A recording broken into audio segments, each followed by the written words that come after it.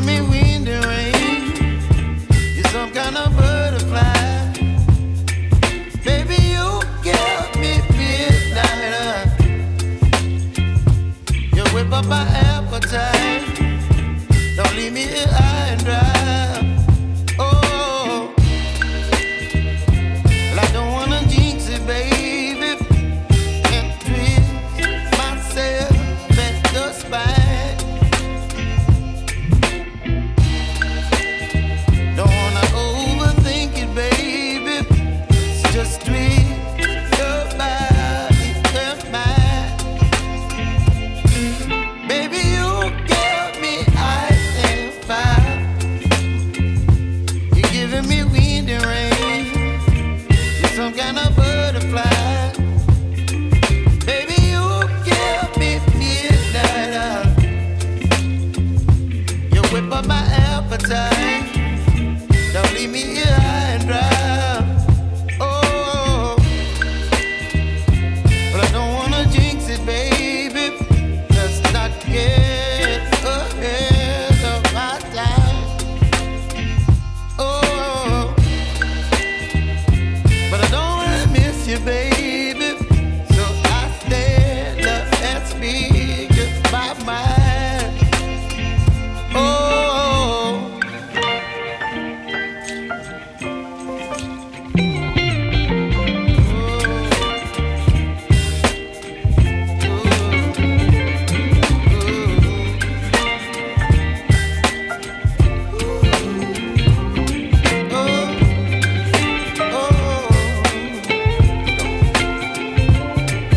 Baby, you give me ice and fire.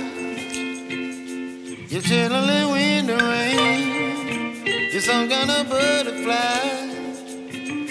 Baby, you give me midnight. You whip up my appetite. Don't leave me here high and dry. Baby, you give me ice and fire. You're channeling wind and rain. You're some kind of butterfly. Baby, you give me midnight. You whip up my appetite. Don't leave me here high and dry. Oh, oh, oh,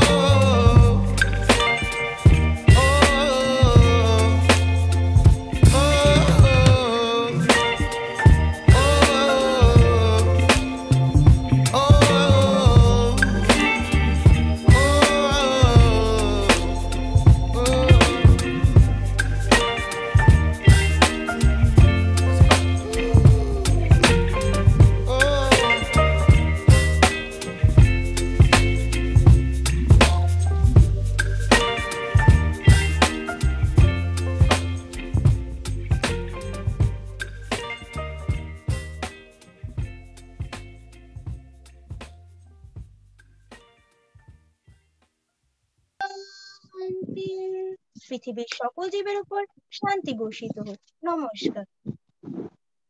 ধন্যবাদ অঙ্কিতা মুখার্জিকে পবিত্র গীতা থেকে শ্লোক পাঠ করার জন্য। সম্মানিত ভক্ত মণ্ডলী, ঋগ্বেদে বলা হয়েছে সৎকর্ম মানুষকে দৃঢ় ও সাহসী করে, দেহ মনকে রোগ ও পাপ থেকে মুক্ত রাখে, সকল প্রতিকূলতার উপর বিজয়ী করে। সম্মানিত ভক্ত মণ্ডলী, আসুন আমরা সৎকর্ম করি, সৎ মন মানসিকতায় আমাদের আরাধ্য প্রভুকে আমরা ভজনা করি। সম্মানিত ভক্ত মণ্ডলী, আজকের আমাদের মূল আলোচক হিসেবে আমাদের পরম শ্রদ্ধেয় স্যার উপস্থিত আছেন আমাদের মাঝে, doctor Shri Dilip Kumar Sharma NDC sir, সাবেক অতিরিক্ত সচিব মহোদয়। স্যার আজকে নির্ধারিত বিষয় রয়েছে মহাভারতের বন পর্ব 2। তো সম্মানিত ভক্ত মণ্ডলী, আমরা সরাসরি আজকের মূল আলোচক মহোদয়কে আমরা অনুরোধ জানাবো আজকের নির্ধারিত বিষয় আলোচনা শুরু করার জন্য, এবং একই সাথে আমরা অভিনন্দন জানাই আজকের শত ব্যস্ততার মধ্যেও আমাদের সাথে যুক্ত রয়েছেন আজকের অনুষ্ঠানের সভাপতি মহোদয়, আমাদের পরম শ্রদ্ধেয় স্যার, আজকের অনুষ্ঠানের সভাপতি মহোদয় ডাক্তার দিলীপ কুমার ঘোষ স্যার। সম্মানিত সচিব হিন্দু ধর্ম কল্যাণ ট্রাস্ট স্যারকে অভিনন্দন। তো এই পর্যায়ে আমি আজকের মূল আলোচক মহোদয়কে বিনীত অনুরোধ জানাচ্ছি নির্ধারিত বিষয়ে আলোচনা শুরু করার জন্য। স্যার নমস্কার। স্যার, জুম সভায় যোগদানকারী সবাইকে আমার শুভেচ্ছা এবং প্রণাম জানাচ্ছি। শব্দ কি ঠিকমতো শোনা যাচ্ছে? স্যার আমরা একদম সঠিকভাবে শব্দ শুনতে পাচ্ছি স্যার। আচ্ছা, ধন্যবাদ।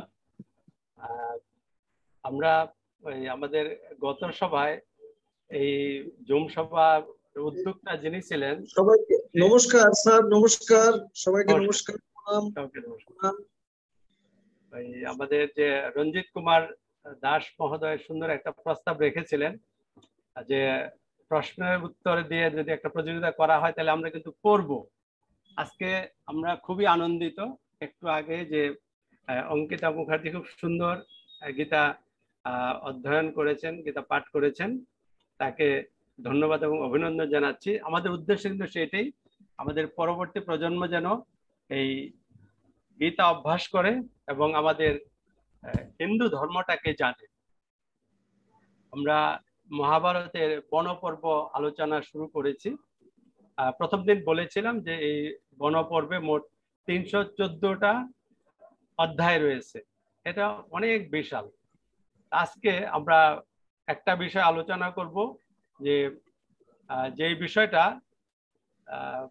বর্তমান যুগে আমরা কিন্তু অনেকেই অবজ্ঞা করে থাকি, তবে এর মধ্যে অনেক কিছু শিক্ষণীয় রয়েছে। শিক্ষণীয় বিষয়গুলো কিন্তু এখনো চলমান রয়েছে। মানে কিন্তু যে এই সতী সাবিত্রীদের দেশ হলো, আজকে সাবিত্রীর উপাখ্যান একটু আলোচনা করার চেষ্টা করব, তার শিক্ষণীয় বিষয়গুলি। এরপরে যদি সময় থাকে, আমাদের যেহেতু এই সময়ের বাধ্যবাধকতা রয়েছে, যদি সময় থাকে আমরা এই বনপর্বের শেষের দিকে, অর্থাৎ বনপর্বের শেষের পর্বে তার একটু যোগসূত্র দেওয়ার চেষ্টা করব। তাহলে আমরা আজকে আমাদের মূল আলোচনা, আমরা আজকে সাবিত্রী উপাখ্যান নিয়ে একটু আলোচনা করব। আমরা শুরু করছি। এই জুম সভায় যারা যোগদান করেছেন আপনারা সকলেই দয়া করে সময় দিয়েছেন এবং আমরা এই আলোচনার মাধ্যমে জানাটাকে একটু ঝালাই করার চেষ্টা করব।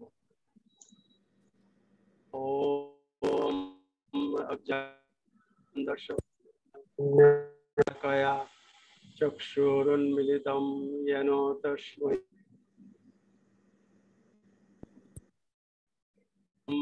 নারায়ণং নমস্কৃত্যং নরং চৈব নরোত্তমং দেবীং সরস্বতীং চৈব ব্যাসং ততো জয়মুদীরয়েৎ। সাবিত্রী উপাখ্যান গত দিনের আলোচনার যুগসূত্র ধরে আজকে আমরা, আমাদের মনে আছে পঞ্চ পাণ্ডব তারা বনে রয়েছেন। সেই বনবাসে থাকা অবস্থায় অর্জুন অস্ত্র এবং বিদ্যা লাভের জন্য তিনি আবার ধ্যান করতে চলে গিয়েছেন। চার ভাই দ্রৌপদী সহ যুধিষ্ঠির বনে রয়েছেন। তাদের সময়টাকে সুখময় এবং আনন্দময় করার জন্য বিভিন্ন ঋষিগণ এসেছিলেন।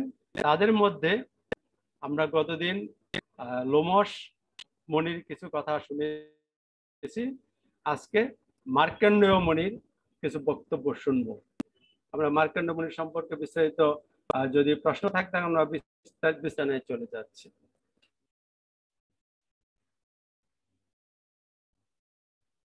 আমাদের সাবিত্রী উপাখ্যানে মদ্র দেশে অশ্বপতি নামে একজন রাজা ছিলেন। তিনি ছিলেন ধার্মিক এবং প্রজাবৎসল। প্রজাদের তিনি পুত্র স্নেহে প্রতিপালন করতেন। তার রাজ্যে সুখ শান্তি ছিল। রাজার বয়স, কিন্তু সব সুখ থাকা সত্ত্বেও তার মনে একটু কষ্ট ছিল, কারণ তিনি ছিলেন অপত্যহীন, অর্থাৎ তার কোনো সন্তান তখনো হয় নাই। এই অপত্যহীন অবস্থায় তার কষ্ট, তিনি তাদের যে কুলগুরু এবং পুরোহিত সবাইকে অনুরোধ করেছেন যে এই যে চলমান বংশ পরম্পরায় আমার পরে এই রাজ্যের ভার কে গ্রহণ করবে। তিনি খুব দুঃখ তার গুরুকে বললেন, পুরোহিতদের বললেন। তখন পুরোহিতগণ বললেন যে তুমি সাবিত্রী ব্রত করো। আপনার যদি প্রশ্ন থাকে সাবিত্রীটা আমরা পরে আলোচনা করেন, সাবিত্রী বর্ণনা অনেক বড়, কথাই বলে প্রশ্ন করব। এই গুরু এবং পুরোহিতদের পরামর্শে তিনি সাবিত্রী ব্রত করলেন। তা অনেকদিন যাবৎ চলেছে এবং সাবিত্রী ব্রত থেকে সম্পূর্ণ পরিশুদ্ধ করেছেন। পরিশুদ্ধ করার জন্য কি করণীয় আমরা জানি, 4টা অঙ্গ বলি বা 4টা বাহু বলি বা 4টা চিহ্ন বলি। একটা হলো শৌচ, দ্বিতীয় হলো তপ, তৃতীয় দয়া, চতুর্থ সত্যবাদিতা প্রতিপালন করে বৎসর অধিক কাল যাবৎ তিনি সেই সাবিত্রীর ব্রত করেছেন। তার ব্রতের আহ্বানে সন্তুষ্ট হয়ে সাবিত্রী দেবী উনি এসেছেন, এসে রাজাকে বর দিয়েছেন, আশীর্বাদ করে বলেছেন যে তুমি অপত্য পাবে, আমার বরে তোমার একটা কন্যা রত্ন লাভ হবে। রাজা ব্রত সমাপন নির্দিষ্ট সময়ের পরে রাজার গৃহে, অর্থাৎ তার যে প্রধান মহিষী ছিলেন তার সন্তান হিসাবে সাবিত্রী দেবীর ব্রতের কারণে আশীর্বাদে একটা কন্যা রত্ন তিনি লাভ করেন। সেই কন্যাটা সর্বগুণে গুণান্বিতা ছিলেন, অতীব বুদ্ধিমতী ছিলেন। অনেক দিন হয়েছে, একদিন রাজা দেখলেন যে তার কন্যা বয়ঃপ্রাপ্তি হয়েছে, অর্থাৎ তাকে পাত্র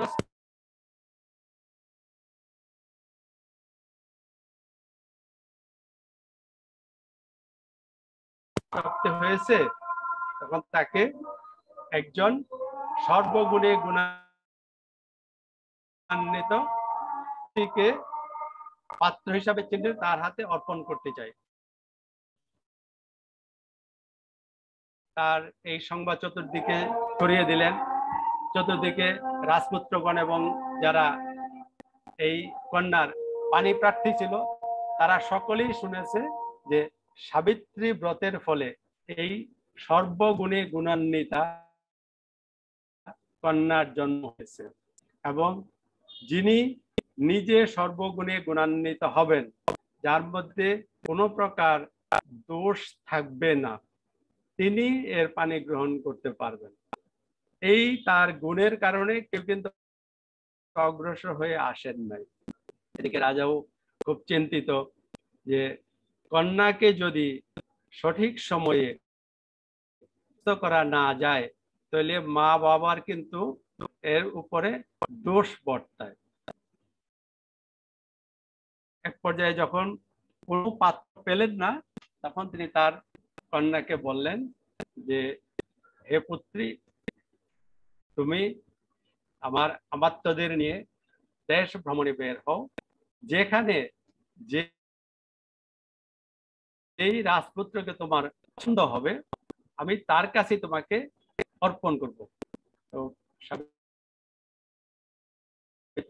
দেশ অনেক জায়গায় ঘুরে আসলেন।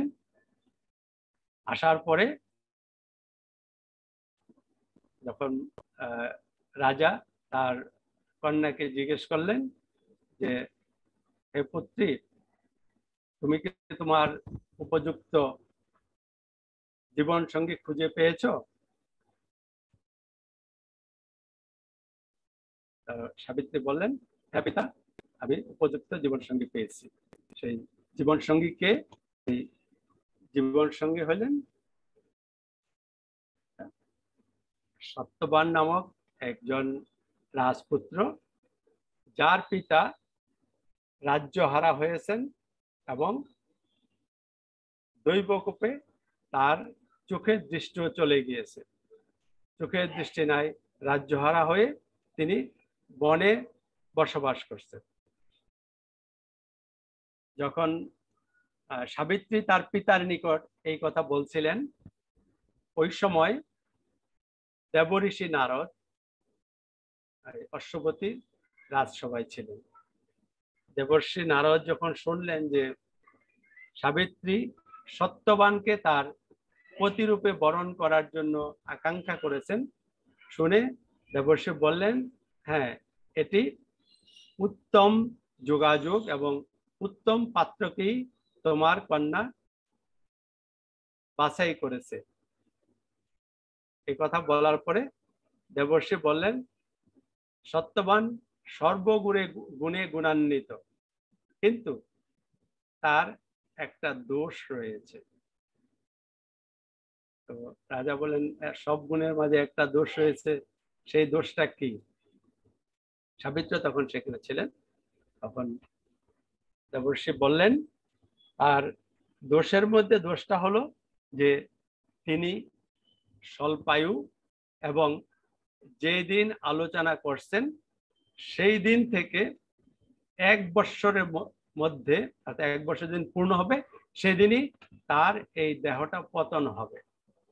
অর্থাৎ তার মৃত্যুর আর বেশি দিন বাকি নেই, মাত্র 1 বৎসর। যেদিন কথা বল সেদিন থেকে 1 বৎসরের মধ্যে তার মৃত্যু হবে। এই কথা শুনে রাজা অশ্বপতি তো তার কেউ কি জেনে শুনে কন্যাকে স্বল্পায়ু লোকের কাছে সম্প্রদান করতে চান না। তখন অশ্বপতি বললেন যে, আমি কিভাবে এই লোকের কাছে, এই সত্যবানের কাছে তোমাকে আমি সম্প্রদান করব? তখন সাবিত্রী খুব গুরুত্বপূর্ণ একটা কথা বলেছিলেন, আমরা এই কথাটা মনে রাখবো। তিনি বলেছিলেন যে আমরা যেই কর্ম করি সেই কর্মটাকে আমরা মোট 3 ভাবে কর্মটা করি। প্রথমত আমরা কিন্তু মনে মনে সংকল্প করি যে আমি এই কাজটা করব, প্রথম মনে মনে কল্পনা করি। দ্বিতীয়ত হলো আমরা সেটা বাক্যে বলি, মনেরটা কিন্তু কেউ জানে না, বাক্যে বলাটা কিন্তু যদি সামনে কেউ থাকেন 1-2 জন বা অনেকে শুনেন। তৃতীয় হলো সেই কর্মটা করা। তাহলে 3 ভাবে আমরা কর্ম করি, আর 3-এর সমন্বয় হলেই কিন্তু সম্পূর্ণ কর্মটা হয়ে যায়। প্রথম হলো মন অর্থাৎ সংকল্প, বাক্য মুখ দিয়ে উচ্চারণ করেছি, পরবর্তী হলো আমি কর্মটা করব, 3টা। তখন তার কন্যা সাবিত্রী বললেন, পিতা, আপনি কিন্তু প্রথমত সংকল্প করেছেন এবং প্রতিজ্ঞা করেছেন, বলেছেন, কথা দিয়েছেন যে আমি যাকে প্রতিরূপে বরণের আকাঙ্ক্ষা করব, ইচ্ছা করব, তার কাছে আপনি আমাকে অর্পণ করবেন। এখন তৃতীয়ত হলো যে করাটা, কর্মটা। এখন তাহলে আপনি কিন্তু ধর্মে পতিত হবেন। এটা যখন শুনলেন, শোনার পরে দেবঋষি নারদ সেখানে ছিলেন, যেহেতু পিতা রাজার তো বাক্য দিয়েছেন, তাকে প্রতিপালন করতে হবে। তখন রাজা বনে গেলেন, বনে গিয়ে সেই সত্যবানের পিতার নিকট গেলেন, গিয়ে তিনি পরিচয় দিলেন। পরিচয় দেওয়ার পর তখন সেই অন্ধ রাজা তিনি বললেন যে আমি তো রাজ্যহারা এরপর দ্বিতীয়ত আমার চোখের দৃষ্টিও নাই, আমার কোনো ঐশ্বর্য নাই, তবে আপনার মতো সদ্গুণ সম্পন্ন রাজার সাথে যদি সম্পর্ক হয় আমি খুবই আনন্দিত হব। আপনার রাজকন্যাকে তার সম্মান দিয়ে, রাজ ঐশ্বর্য দিয়ে রক্ষা করার মতো, প্রতিপালন করার মতো সক্ষমতা এই সময়ে আমার নাই। তিনি সরাসরি নাও করলেন না, তিনি বললেন, তার অবস্থানটা বলে দিলেন। যেহেতু সাবিত্রী দৃঢ়চেতা, তখন সাবিত্রীর কথা, এবং সত্যবানও সর্বগুণে গুণান্বিত ছিলেন, এবং সাবিত্রী এবং সত্যবানকে পিতা তার কন্যাকে যেইভাবে ঐশ্বর্য দিয়ে সম্প্রদান করার তিনি সম্প্রদান করে তার রাজ্যে ফিরে গেলেন। ফিরে যাওয়ার পরে সাবিত্রী তার পিতা তাকে যে সমস্ত ঐশ্বর্য দিয়েছিলেন, অর্থাৎ অলংকার এবং দামি দামি কাপড় চোপড়, তিনি সবগুলি খুলে তার স্বামী, শ্বশুর, শাশুড়ি যেভাবে আছেন সেই অর্থাৎ তপস্বিনীর বেশ ধারণ করে বনে বসবাস করতে লাগলেন। সেই বসবাস করলে তার মনে কিন্তু সবসময় স্মরণ ছিল যে যেই দিন থেকে দেবর্ষি নারদ বলেছিলেন যে 1 বৎসরের যেদিন পূর্ণ হবে সেদিন সত্যবানের এই পৃথিবী ছেড়ে চলে যাওয়ার সময় আসবে, তিনি মনে রেখেছিলেন। তিনি সবার সাথে আশ্রমে অন্যান্য মুনি ঋষিদের সাথে মিলামিশা করতেন এবং তাদের মতোই হয়ে গেছেন, তাদের সাথে কাজকর্ম করতেন, শ্বশুর শাশুড়ির সেবা যত্ন করতেন, অর্থাৎ একজন আদর্শ পুত্রবধূ হিসাবে যা করার দরকার তা সবই করতেন। এবং রাজা, রানী এবং সত্যবান তারা সবাই তার স্নেহে, ভালোবাসায়, কর্মে তার প্রতি অনুরক্ত ছিল। এভাবে দিন যাচ্ছে। সাবিত্রী কিন্তু সর্বদা তিনি দিন গণছেন। এভাবে যখন 1 বৎসর পূর্ণ হওয়ার আর মাত্র 3 দিন বাকি, ওই সময় সাবিত্রী তার শ্বশুরকে বললেন যে পিতা, আমি একটা ব্রত করতে চাই, সেই ব্রতের অনুমতি দিন। তখন রাজকন্যা প্রায় 1 বছর হয়ে গেল, কোনোদিন কোনো কিছু চায় নাই। তখন বলে, ঠিক আছে পুত্রী, তুমি তোমার ইচ্ছানুরূপ ব্রতটা তুমি করো। তখন সাবিত্রী 3 দিন উপবাস ব্রত করলেন।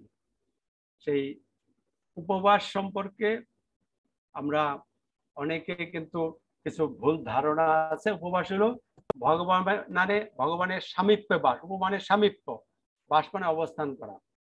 সে উপবাসের জন্য যা করা দরকার সেটা হলো সর্বক্ষণ অহর্নিশ নাম জপ করা, অর্থাৎ যেই নামটা গুরুদেব দেন সেই নামটা জপ করতে হয়, এবং শরীরকে অর্থাৎ আমাদের ইন্দ্রিয়গুলি, বহিরিন্দ্রিয় সবগুলি অন্তর্মুখী করা এবং ভগবানমুখী করা। তিনি সেই 3 দিনের সেই ব্রতটা করলেন। 3 দিন চলে গেল। 4র্থ দিন যেদিন অর্থাৎ চরম দিনটা এসেছে, তিনি চিন্তা করেন কখন সেই চরম মুহূর্তটা আসবে। সেই 4র্থ দিন সকালবেলা তার শ্বশুর, শাশুড়ি এবং তার স্বামী সত্যবান বললেন, তোমার তো ব্রত পূর্ণ হয়েছে, এবার তুমি আহার্য গ্রহণ করো। সাবিত্রী বললেন যে হ্যাঁ, আমি আহার্য গ্রহণ করব, তবে এখন নয়, আজকের দিবা অবসানে আমি আহার্য গ্রহণ করব। এখন সত্যবান তিনি বনে যাচ্ছেন ফল আহরণ করার জন্য, এবং একটা কোঠা নিয়ে যাচ্ছেন, কিছু কাঠ নিয়ে আসবেন, তাদের এই সংসারের কাজে লাগবে। সত্যবান যখন বনে যাওয়ার জন্য প্রস্তুত হয়েছেন, তখন সাবিত্রী বললেন যে আমি আজকে আপনার সহগামিনী হব। কারণ তিনি তো জানেন যে আজকেই সত্যবানের জীবনের চরমতম দিন, অর্থাৎ অন্তিম দিন। তখন সত্যবান বললেন যে তুমি যদি যেতে চাও তাহলে মা বাবার তো অনুমতি নিতে হবে। তখন সাবিত্রী গেলেন, তার শ্বশুর মশাইকে বললেন আমি তো আপনাদের সংসারে এসেছি, প্রায় 1 বছর হতে চললো। আপনার কাছে আমার একটা প্রার্থনা, আজকে আমি স্বামীর সাথে বনে যেতে চাই। এতদিন তো ঘরেই কাটিয়েছি, বনটা একটু দেখতে যাব এবং স্বামীর সাথে সঙ্গ নিতে চাই। তখন শ্বশুর শাশুড়ি তাকে সানন্দ চিত্তে অনুমতি দিলেন। অনুমতি দেওয়ার পর উনি যাচ্ছেন। যেতে যেতে চতুর্দিকে বনের সৌন্দর্য এবং বনের যে বিভিন্ন পাখিদের কলকাকলি দেখে তিনি খুব মুগ্ধ হলেন। সত্যবানও তাকে বিভিন্ন বনের পশু পাখি বৃক্ষলতা এগুলি চিনিয়ে দিচ্ছেন। সৌন্দর্যে দুইজনই আনন্দে আত্মহারা হয়ে ঘুরে ঘুরে বেড়াচ্ছেন। এত সত্য কিন্তু সাবিত্রী কিন্তু মনে ছিল কখন সেই চরম মুহূর্তটা আসবে। এক সময় দিবস প্রায় শেষের দিকে যখন আসছে, সত্যবান একটা গাছ কুঠার দিয়ে কাটছেন। সেই কাটতে কাটতে তার শরীরে হঠাৎ করে যন্ত্রণা শুরু হলো, প্রচন্ড যন্ত্রণা, এবং এমন যন্ত্রণা যে তিনি আর সহ্য করতে পারলেন না। তখন সাবিত্রীকে বললেন আমার ভীষণ মাথা ব্যথা হচ্ছে, আমি একটু বিশ্রাম নিতে চাই। এই কথা বলে যখন বললেন, সাবিত্রী তখন চিন্তা করলেন এই তো চরম মুহূর্ত এসেছে। তখন তিনি স্বামীকে নিয়ে তার স্বামীর মাথাটা কোলে নিয়ে বসলেন। একটু পরে দেখলেন একজন নীল বর্ণের পুরুষ, হাতে পাশ এবং মাথায় স্বর্ণ মুকুট, উনি এসেছেন। এসে বললেন যে আমি এই সত্যবানের তার পৃথিবীর বাস শেষ হয়েছে, তাকে আমি নিতে এসেছি। তখন সাবিত্রী বললেন যে সবাইকে তো আপনার দূতেরা নিতে আসে, আপনি এসেছেন কেন?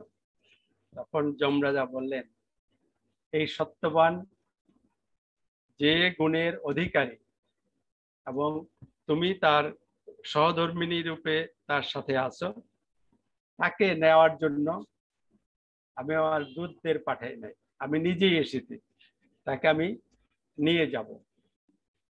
এই কথা বলে যমরাজ এই সত্যবানের দেহ থেকে তার যে জীবাত্মাটাকে তিনি আকর্ষণ করে পাশবদ্ধ করে অর্থাৎ বেঁধে নিয়ে চলে যাচ্ছেন।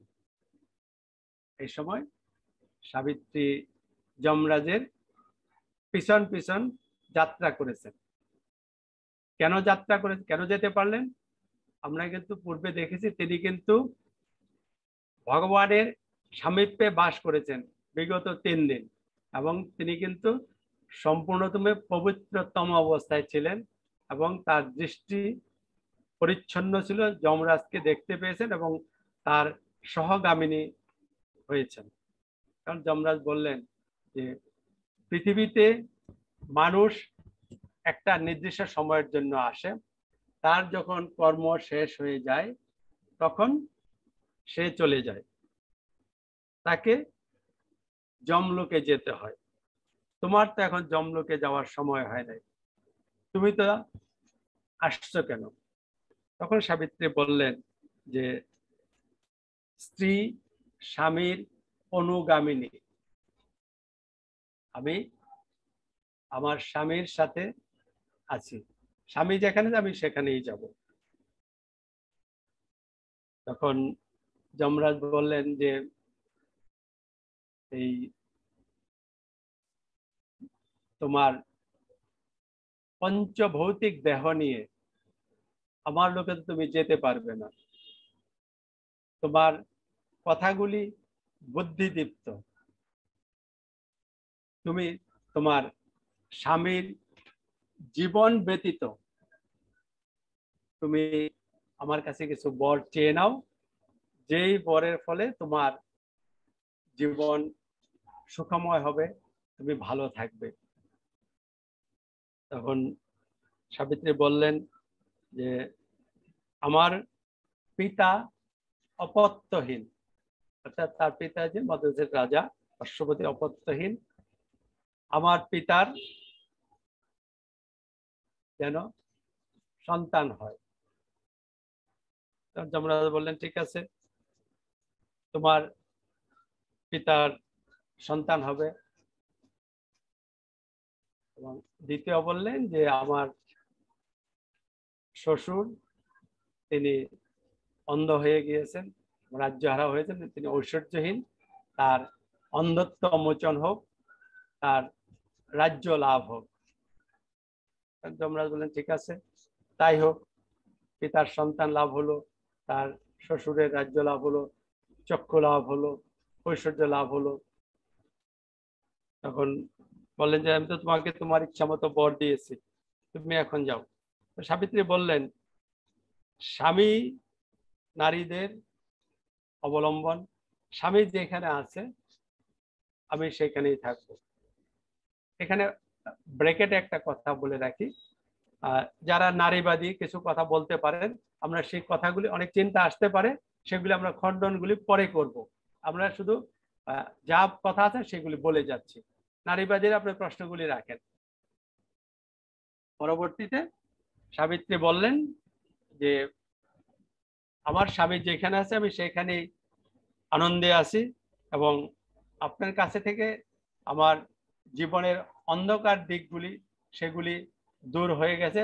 দ্বিতীয়ত আমার স্বামীর সাথে থাকলে আমার কিন্তু কোনো কষ্ট হচ্ছে না, কোনো ভয় নাই, আমি আনন্দে আছি।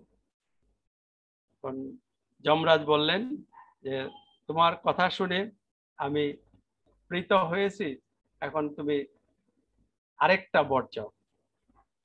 তখন সাবিত্রী বললেন যে আপনি যদি সন্তুষ্ট হয়ে থাকেন তাহলে সত্যবান এবং আমার সহযোগে, অর্থাৎ সত্যবানের ঔরসে আমাদের শতপুত্র হোক, এবং প্রতি সন্তানের মধ্যে পার্থক্য থাকবে 4 বৎসরের। তখন তোমরা বলছো ঠিক আছে, তোমাকে এই বরটাও দিলাম। সাবিত্রী বলে যে ঠিক আছে, আমি তো বরটা পেলাম। যমরাজ চলছেন, সাবিত্রী তার সাথে সাথে যাচ্ছেন। যমরাজ বললেন যে এখন আসছো কেন, আমি তো তোমাকে কাঙ্ক্ষিত বর দিয়ে দিয়েছি। তখন সাবিত্রী বললেন আমি তো সত্যবানের সন্তান চেয়েছি, কিন্তু আমি তো তার ক্ষেত্রজ সন্তান চাই নাই, আমি চেয়েছি তার ঔরস জাত সন্তান। সাবিত্রীর ঔরস জাত সন্তান চাচ্ছি। যখন যমরাজ তো বুঝতে পেরেছেন তিনি কথার ফাঁকে, অর্থাৎ কথার মার পেঁচে পড়ে গিয়েছেন, তখন যমরাজ বললেন ঠিক আছে, যেহেতু আমি কথা দিয়েছি এবং কথা দিলে কথা রক্ষা করতে হয়, ঠিক আছে তুমি যাও, সত্যবান জীবিত হবে এবং তোমার আকাঙ্ক্ষা মতো সত্যবান এবং তোমার ঔরসে 100 পুত্র হবে, এবং প্রত্যেকের জন্মের পার্থক্য থাকবে 4 বৎসর। এই কথা বলার পরে যমরাজ চলে গিয়েছেন। যমরাজ চলে যাওয়ার পর তখনও কিন্তু সাবিত্রীর কোলে এই সত্যবানের নিথর দেহটা পড়ে রয়েছে। তাহলে সাবিত্রী এবং যমরাজের কথোপকথন কিন্তু যে শরীরটা, আমরা জানি স্থূল, সূক্ষ্ম এবং কারণ শরীর। এই কর্মকাণ্ড কিন্তু কারণ শরীরে হয়েছে। আমরা 3টা তো জানি, 3 রকম, যে স্থূল অর্থাৎ এই যে যা দেখা যাচ্ছে, সূক্ষ্মটা হলো আমরা যখন স্বপ্নে দেখি, আর কারণ শরীর হলো যে এই দেহ থেকে বের হওয়ার পর সে বিভিন্ন জায়গায় ঘুরে ঘুরে বেড়াতে পারে, যখন এই দেহটা থাকবে না সেটা হলো কারণ শরীর। সেই কারণ শরীর দিয়ে তিনি যমরাজের সাথে কথোপকথন করেছিলেন। তখন সত্যবানকে যখন যমরাজ ছেড়ে দিলেন, ছেড়ে দেওয়ার পর তিনি চোখ মেলে তাকালেন, তার দীর্ঘ সময় পরে ঘুম ভেঙেছে এমন মনে হলো। ঘুম ভাঙার পর যমরাজ দেখলেন যে চারদিকে অন্ধকার হয়ে গিয়েছে। সত্যবান শুধু যখন যমরাজ এসেছিলেন তাকে এক নজর দেখেছেন, অর্থাৎ যখন আকর্ষণ করছে তার আত্মাটাকে তখন পর্যন্ত দেখেছেন। আমরা জানি প্রতিটা মানুষ কিন্তু মৃত্যুর সময় যিনি এই আত্মাটাকে নিতে আসেন তাকে কিন্তু দেখেন। কিভাবে দেখেন? অর্থাৎ কাউকে কিন্তু না জানিয়ে নেন না, যে যেমন প্রকৃতির তেমন ভাবে তিনি দেহ থেকে তাকে যেতে হয়। যারা সজ্ঞানে যান তারা কিন্তু জানেন আমি যাচ্ছি, তারা উপর দিকে যান। অর্থাৎ আমাদের ওই নাভি থেকে, অর্থাৎ আমাদের যেটা এই বায়ুটাও ওই দিন বলেছিলাম 5 রকম, প্রাণ, অপান, সমান, উদান, বেন। অর্থাৎ এই প্রাণবায়ুটা নাভি থেকে ধীরে ধীরে উপর দিকে চলে যায়। যেহেতু সত্যবান তিনি ধার্মিক ছিলেন, সত্যব্রত ছিলেন এবং তার মধ্যে কোনো হিংসা বা পাপ ছিল না, সেই জন্য তিনি যমরাজকে পূর্ণরূপে দেখতে পেয়েছিলেন। সত্যবান বললেন যে আমি যেই সুন্দর নীল বর্ণে পুরুষটাকে দেখেছিলাম তিনি কে, তিনি কোথায়? তখন সাবিত্রী বললেন যে আপনি আপনার ঘুম ভেঙেছে, আপনি সুস্থ আছেন, চলেন আমরা আশ্রমে ফিরে যাই। যেহেতু সন্ধ্যা ঘনিয়েছে, বনের পথ তারা চিনে যেতে পারবেন না, তারা বললেন যে আজকে আমরা বনেই থাকি, আগামীকাল যাব। এইদিকে আশ্রমে যখন আমাদের সাবিত্রী যমরাজকে তার কাঙ্ক্ষিত প্রার্থনার মাধ্যমে, বরের মাধ্যমে যখন চেয়েছেন যে আমার স্বামী শ্বশুরের চক্ষুর দৃষ্টি লাভ হোক,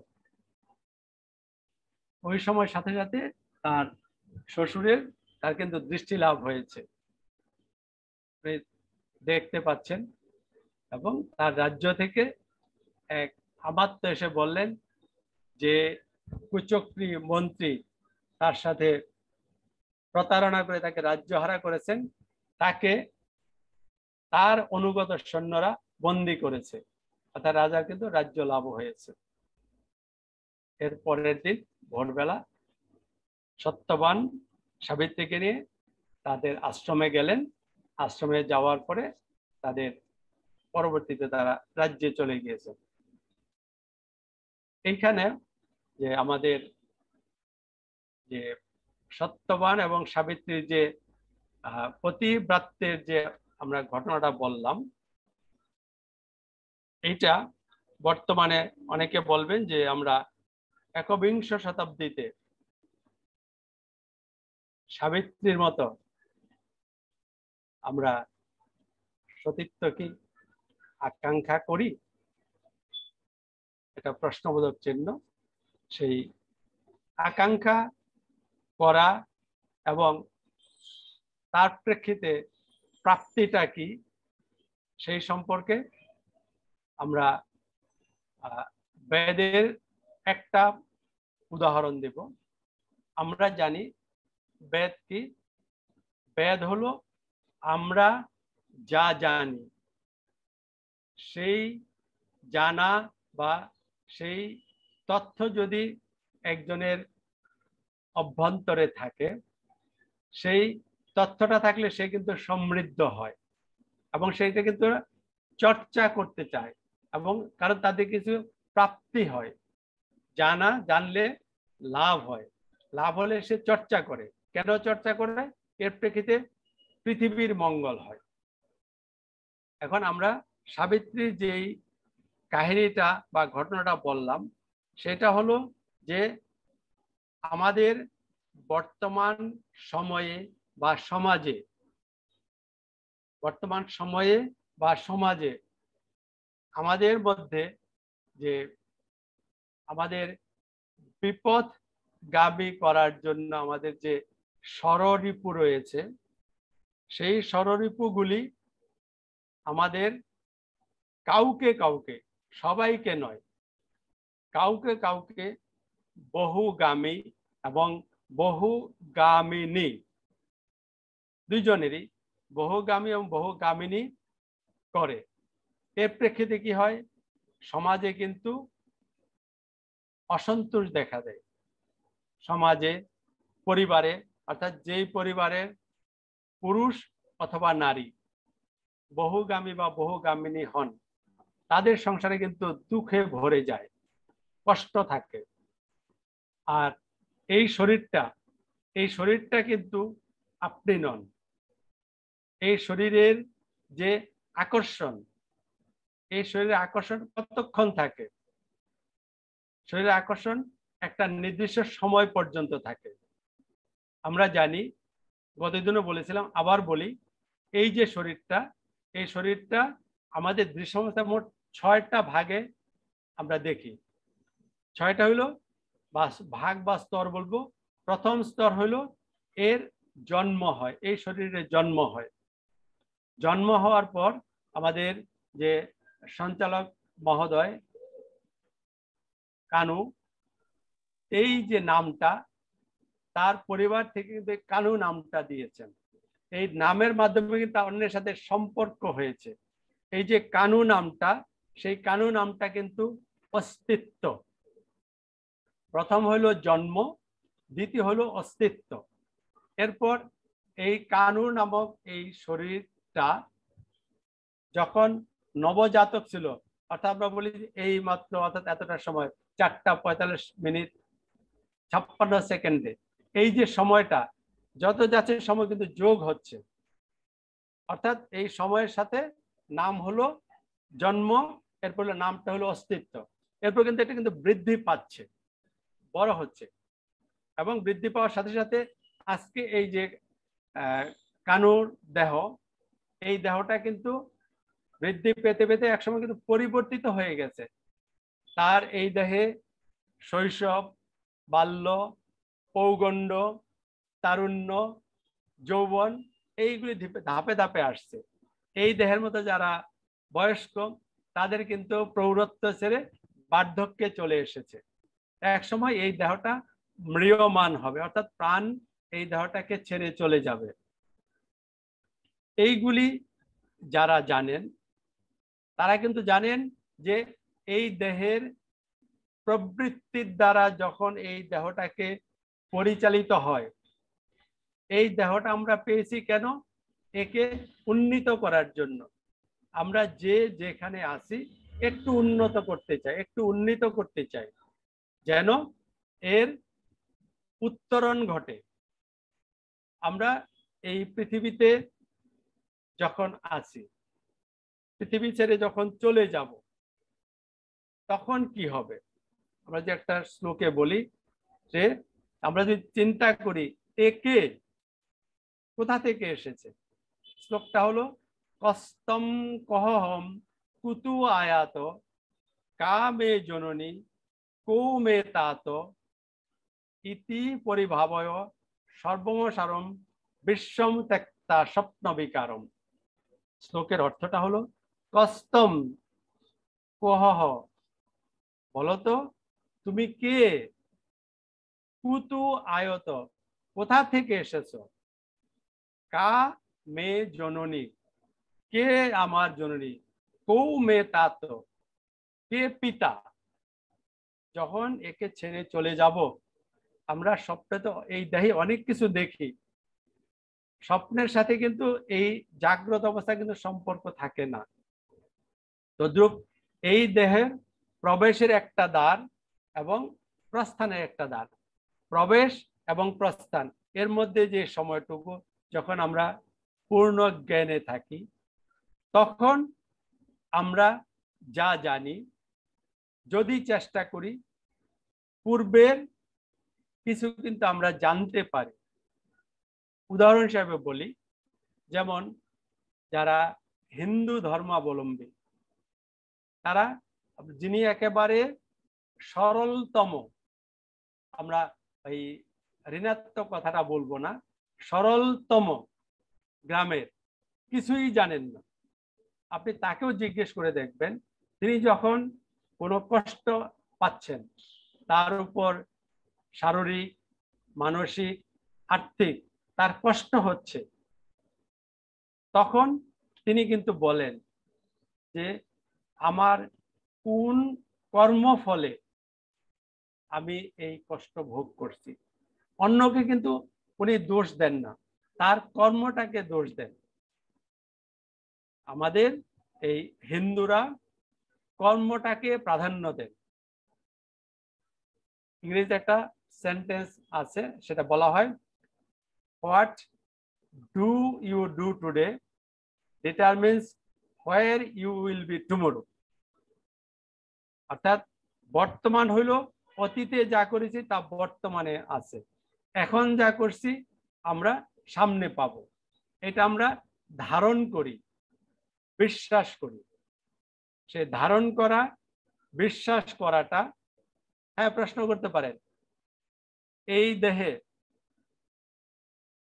আগে কি করেছি তার থেকে কি পেয়েছি সেটা আমি কেন বিশ্বাস করব? আমরা যে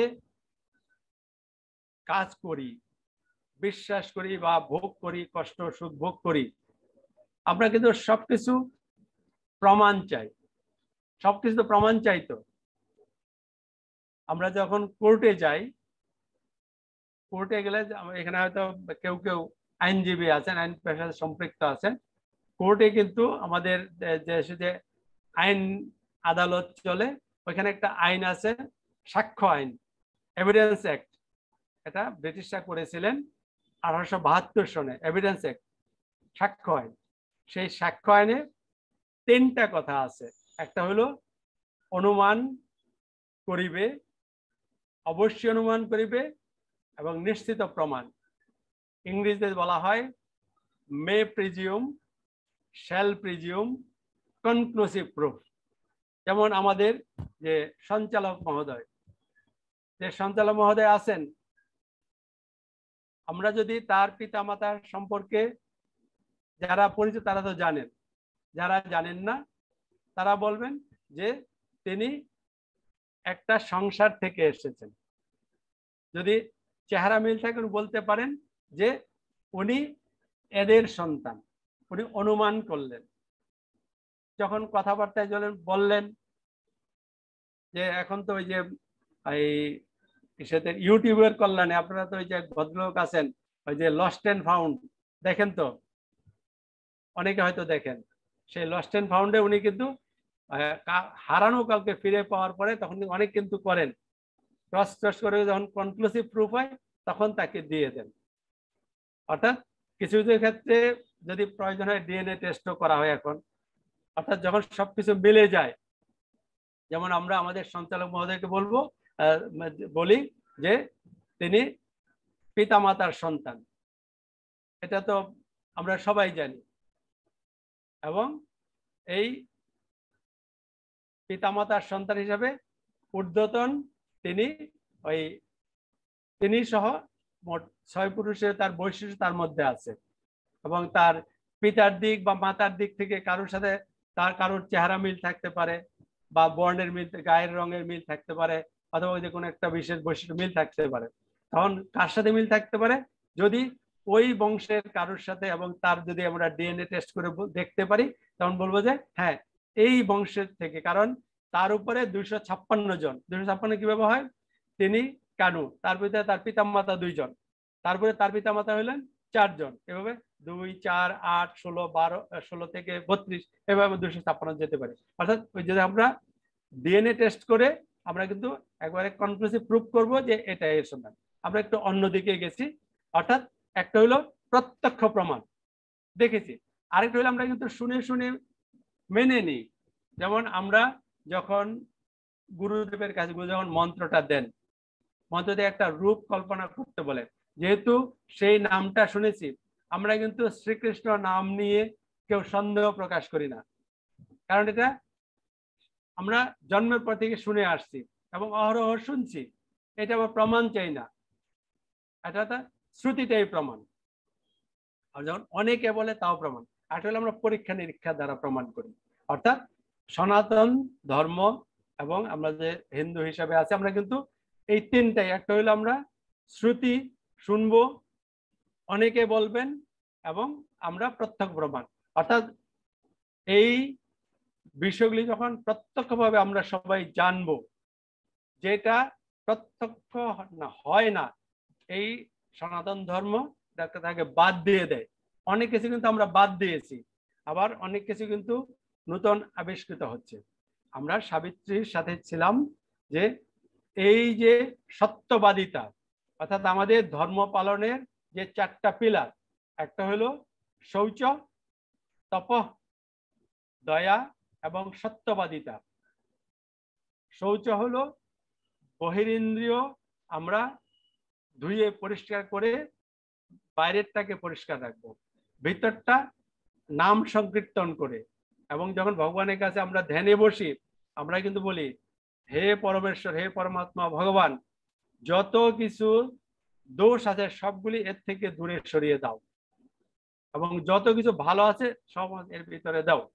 আমরা কিন্তু আকাঙ্ক্ষা করি, কামনা করি। এবং বেদের যারা ঋষি তারা কিন্তু বলেন, কি বলেন? ওম সহনা ভবতু সহনৌ ভুনক্তু সহ বীর্যম করবাবহৈ তেজস্বিনাবদিতমস্তু মা বিদ্বিষাবহৈ। ওম শান্তি, ওম শান্তি, ওম শান্তি।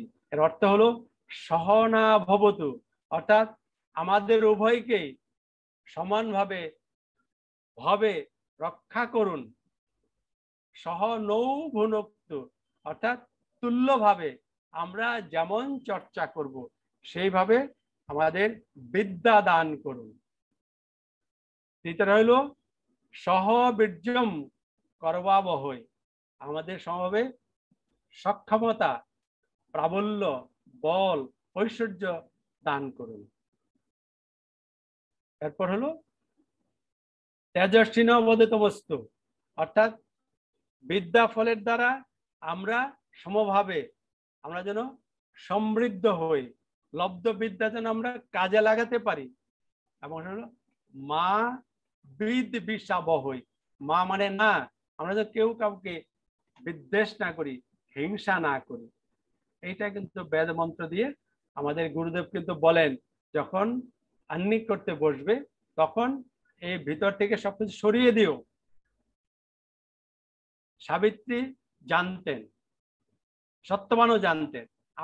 আমরা অনেকেই জানি যে আমাদের এই পৃথিবীতে এই দেহটা পেয়েছি, এই দেহটা কিন্তু সর্বশ্রেষ্ঠ জনম।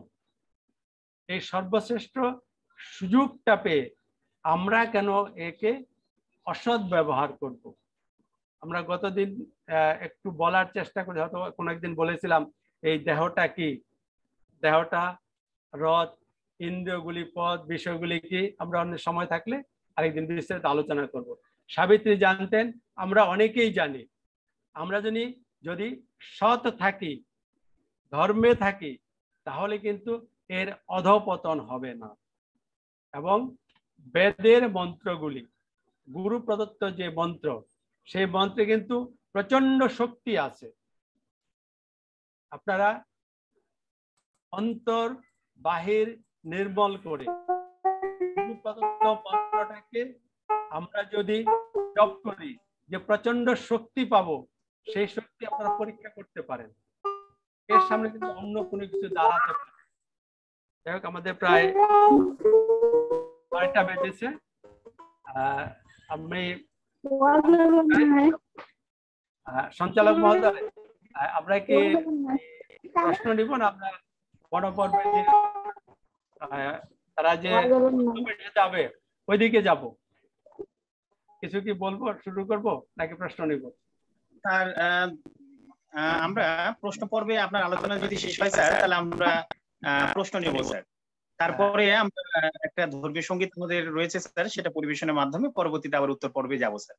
আচ্ছা, ঠিক আছে, তাহলে আমরা আমরা কিন্তু আগামী দিন ওটা শেষ করে পরবর্তীতে যাবো। প্রশ্ন নেই স্যার? ধন্যবাদ, ধন্যবাদ। প্রশ্ন নেই আমরা।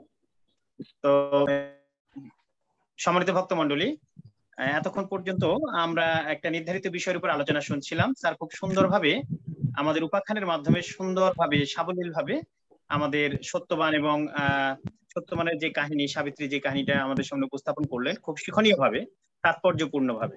তো সম্মানিত ভক্তমণ্ডলী, আমরা স্যারের যে নির্ধারিত আলোচনা শুনলাম তার উপর যদি আমাদের কোনো জিজ্ঞাসা থাকে তো আমি সকল ভক্তবৃন্দকে বিনীত অনুরোধ করবো আপনাদের জিজ্ঞাসা উপস্থাপনের জন্য। তার আগে সকলের অবগতির জন্য জানাতে চাই, সম্মানিত ভক্তমণ্ডলী, আমাদের সাথে বিভিন্ন জায়গা থেকে শত ব্যস্ততার মধ্যে হলেও বেশ কিছু আমাদের সম্মানিত ভক্তমণ্ডলী যুক্ত হয়েছেন। আপনাদের সকলের অবগতির জন্য জানাচ্ছি, আমাদের পরম শ্রদ্ধেয় স্যার, এই ধর্মসভার উদ্ভাবক, আমাদের মুক্তিযুদ্ধ বিষয়ক মন্ত্রণালয়ের ভারপ্রাপ্ত সচিব মহোদয় শ্রী রঞ্জিত কুমার দাস স্যার আমাদের সাথে যুক্ত আছেন। আমাদের সাথে যুক্ত আছেন professor doctor Dipak Lal Banik, New York থেকে স্যার আমাদের সাথে যুক্ত হয়েছেন। আমাদের সাথে যুক্ত আছেন Sushanta Kumar Mahato, charge officer, zonal settlement office, Pabna.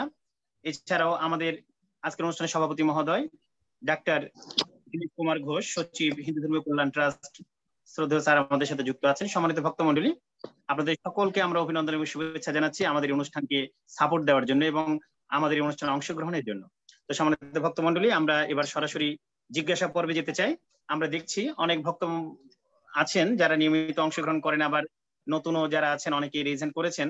তো আমরা এবার সরাসরি একটু ভক্তবৃন্দের কাছে যেতে চাই আপনাদের জিজ্ঞাসা শোনার জন্য। তো নতুন ভক্তবৃন্দের মধ্যে রিজেন্ট আমি দেখছি না, আমাদের পুরাতন যারা নিয়মিত অংশগ্রহণ করে তাদের মধ্যে রিজেন্ট দেখা যাচ্ছে। তো আমি সকল ভক্তবৃন্দকে অনুরোধ জানাবো, যদি আজকের বিষয়ে আপনাদের কোনো জিজ্ঞাসা থাকে তো আপনারা রিজেন্ট করুন, আমরা যথাযথভাবে আপনাদেরকে সুযোগ দিতে চাই।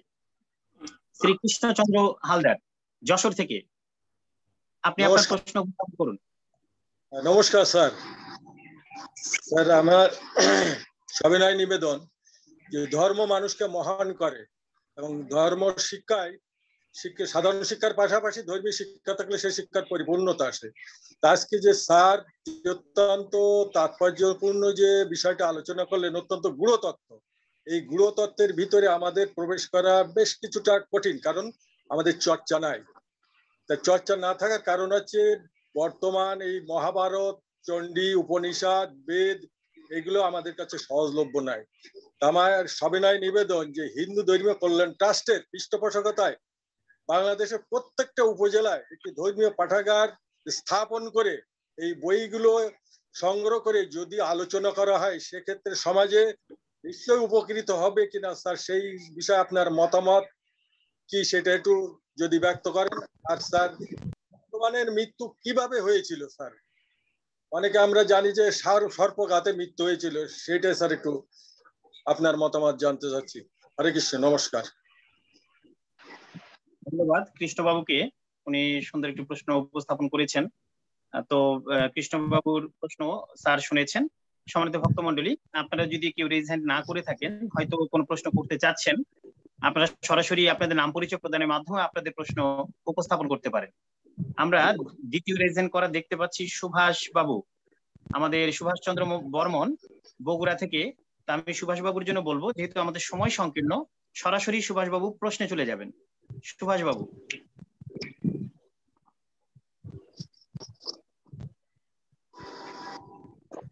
সুভাষ বাবু কি শুনতে পাচ্ছেন? নমস্কার স্যার, আমি শ্রী সুভাষ চন্দ্র কাহালু, বগুড়া।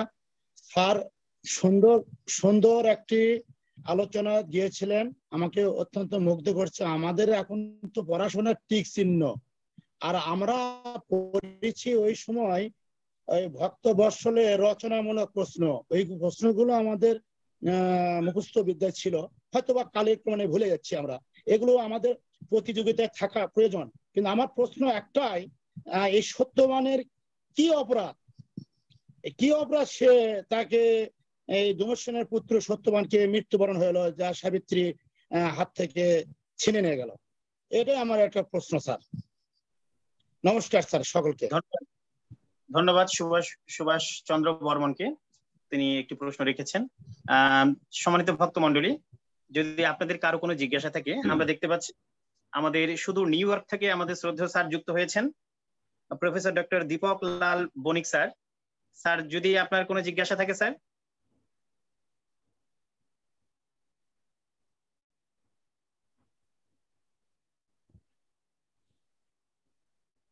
সম্মানিত প্রফেসর ডক্টর দীপক লাল বণিক স্যারের দৃষ্টি আকর্ষণ করছি, স্যার যদি আপনার কোনো জিজ্ঞাসা থাকে তাহলে উপস্থাপন করতে পারেন স্যার। আনমিউট নমস্কার, আমি মনোযোগ দিয়ে শুনছি। নমস্কার স্যার। স্যার যদি আপনার কোনো জিজ্ঞাসা থাকে।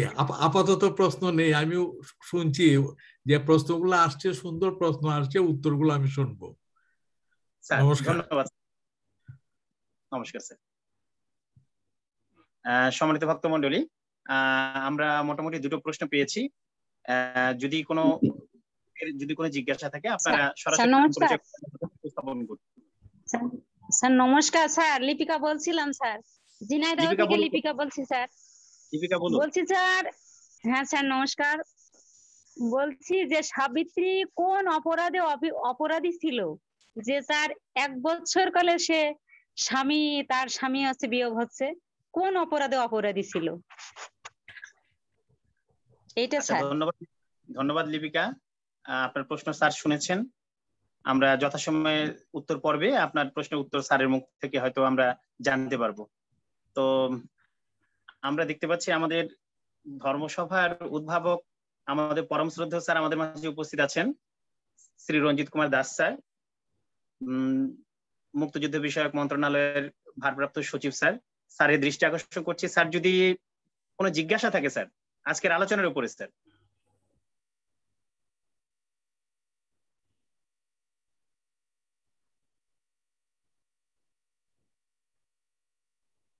শ্রদ্ধেয় রঞ্জিত স্যারের দৃষ্টি আকর্ষণ করছিলাম আমাদের সাবেক পিডি স্যার।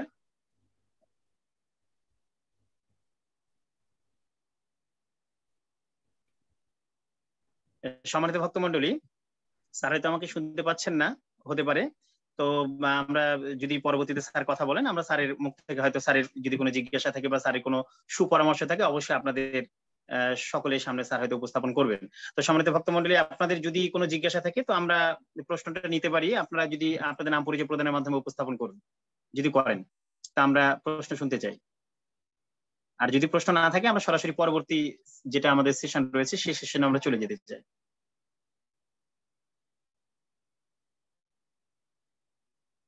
সম্মানিত সুধী, আমরা আর প্রশ্ন পাচ্ছি না, সেহেতু আমরা পরবর্তী যে কার্যক্রম রয়েছে আমরা পরবর্তী কার্যক্রমে যেতে চাই। এই পর্যায়ে একটি কীর্তন পর্যায়ের ধর্মীয় সঙ্গীত, আমি কীর্তন পর্যায়ের ধর্মীয় সঙ্গীতে সঙ্গীতটি পরিবেশনার জন্য আমাদের এপিডি আইসিটি স্যার রাতুল স্যারকে বিনীত অনুরোধ করছি অনলাইনে সেই ধর্মীয় সঙ্গীতটি পরিবেশনার জন্য।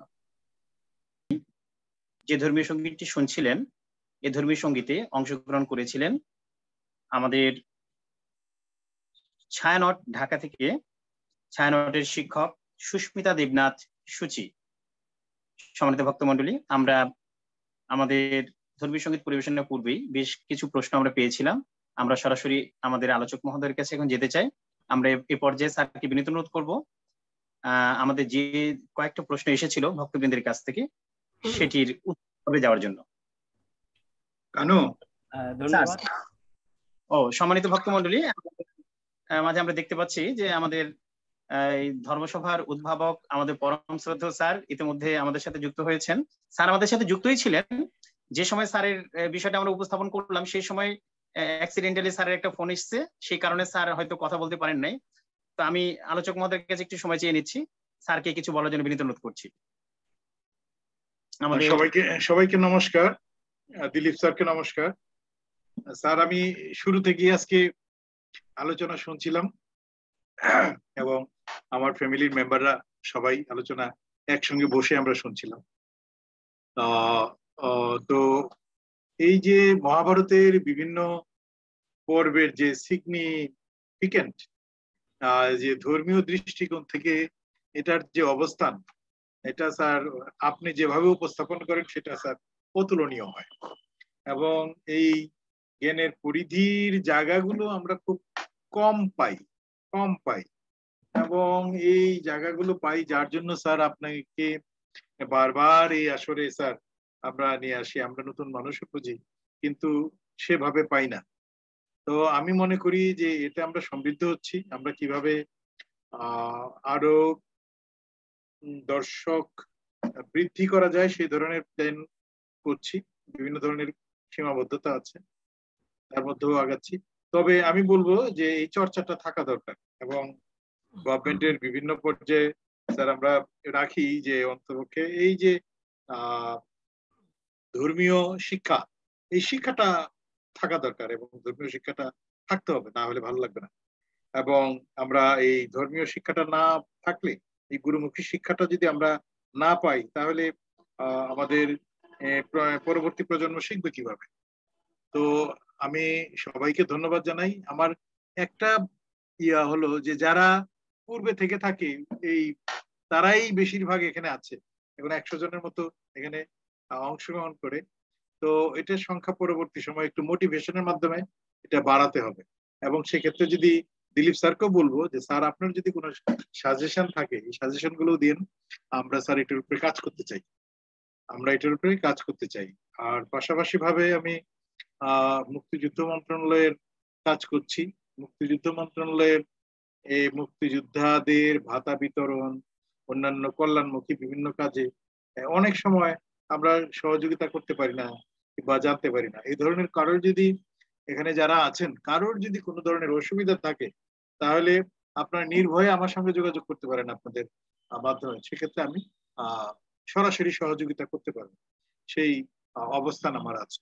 তো সবাইকে ধন্যবাদ জানিয়ে আমি আমার এখানে কথা শেষ করছি। হরে কৃষ্ণ। স্যারকে অনেক অনেক ধন্যবাদ। স্যার খুব সুন্দর ধর্মসভার দিক নির্দেশনামূলক কথাগুলো উপস্থাপন করলেন। সম্মানিত ভক্ত মন্ডলী, আমরা এবার সরাসরি উত্তর পর্বে যেতে চাই। আমরা স্যারকে বিনীত অনুরোধ করছি, আজকের মূল আলোচক মহোদয় doctor Shri Dilip Kumar Sharma NDC sir, স্যারকে উত্তর পর্ব উপস্থাপনের জন্য বিনীত অনুরোধ করছি। ধন্যবাদ। কৃষ্ণ হালদার খুব সুন্দর একটা কথা বলেছেন। আমরা জানি যে আমাদের যে দীপকলাল বণিক, আমি জানি না ওনার হয়তো এই দেহের সমসাময়িক হতে পারে, বয়স মানে প্রৌঢ় পার হয়েছে অথবা পার হওয়ার মতো হতে পারে। আমরা জানি যে আমাদের গ্রাম বাংলায়, বিশেষত আমার যে গ্রামের বাড়ি হলো নারায়ণগঞ্জ জেলার রূপগঞ্জ উপজেলায় একটা ওই সময় খুব গণ্ড গ্রাম ছিল। তবে আমাদের গ্রামে কিন্তু নিয়মিত এরকম মহাভারত পাঠ হতো এবং সৌভাগ্যজনক ভাবে এই দেশের সাথে সম্পর্কিত কেউ এই পাঠ করে শোনাতেন। আর মহাভারতের দাম কিন্তু খুব বেশি নয়।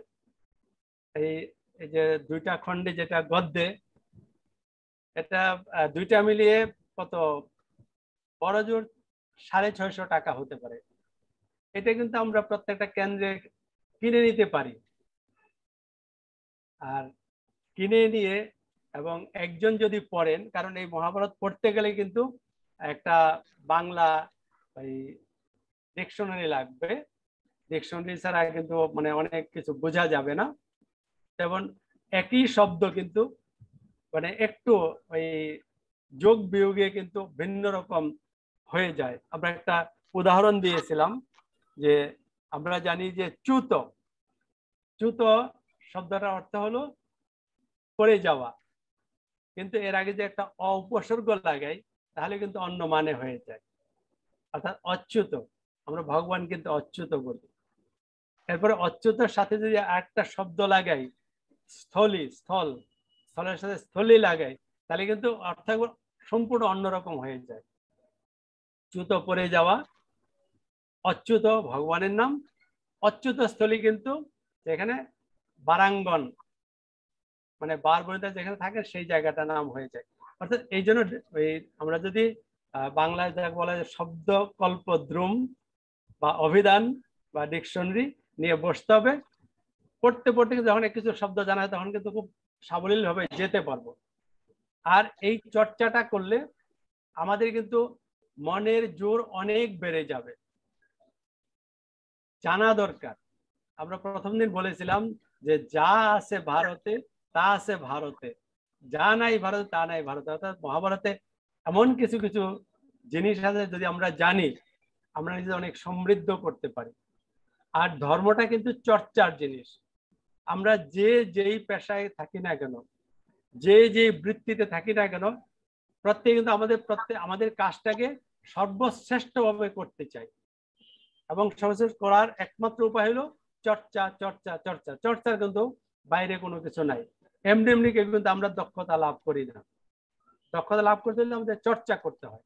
তদ্রূপ আমরা যদি প্রত্যেকটা কেন্দ্রে যেখানে আমাদের গীতা শিক্ষা হয়, গীতাটাকে বুঝতে হলে আমাদের কিন্তু ওই মহাভারতকে বুঝতে হবে। যদি মহাভারত বুঝি তাহলে কিন্তু গীতা বোঝার আমরা পথে যাব। আর তা না হলে এই গীতার যে আমাদের বর্তমান যে শ্রীমদ্ ভগবত গীতার যে প্রথম শব্দটা এই ধৃতরাষ্ট্র, সেই ধৃতরাষ্ট্র শব্দটা কিন্তু ব্যাপক। সেই ব্যাপকত্বটাকে বুঝতে হলে আমাদের মহাভারত বোঝা দরকার। আমরা শুধু একটু উদাহরণ দেই, আমরা সবাই কিন্তু ধৃতরাষ্ট্র। আমরা সবাই কিন্তু নিজেদের সন্তান স্নেহে, আত্মীয় স্নেহে, আত্মীয়র কিন্তু কোনো দোষ দেখি না, সন্তানের কোনো দোষ দেখি না। আমরা যদি নিজের বলি, সেই নিজের জন্য আমরা অন্ধ। সবাই ধৃতরাষ্ট্র, সবাইকে জবরদখল করেছে। এই যে জবরদখল করার যে ক্ষেত্রটা, কে জবরদখল করেছে, কেন করেছে, কিভাবে করেছে, এগুলি জানতে হলে আমাদের মহাভারতের দ্বারস্থ হতে হয়। এটা শ্রীকৃষ্ণ হালদার যশোরে খুব সুন্দর একটা প্রস্তাব করেছেন।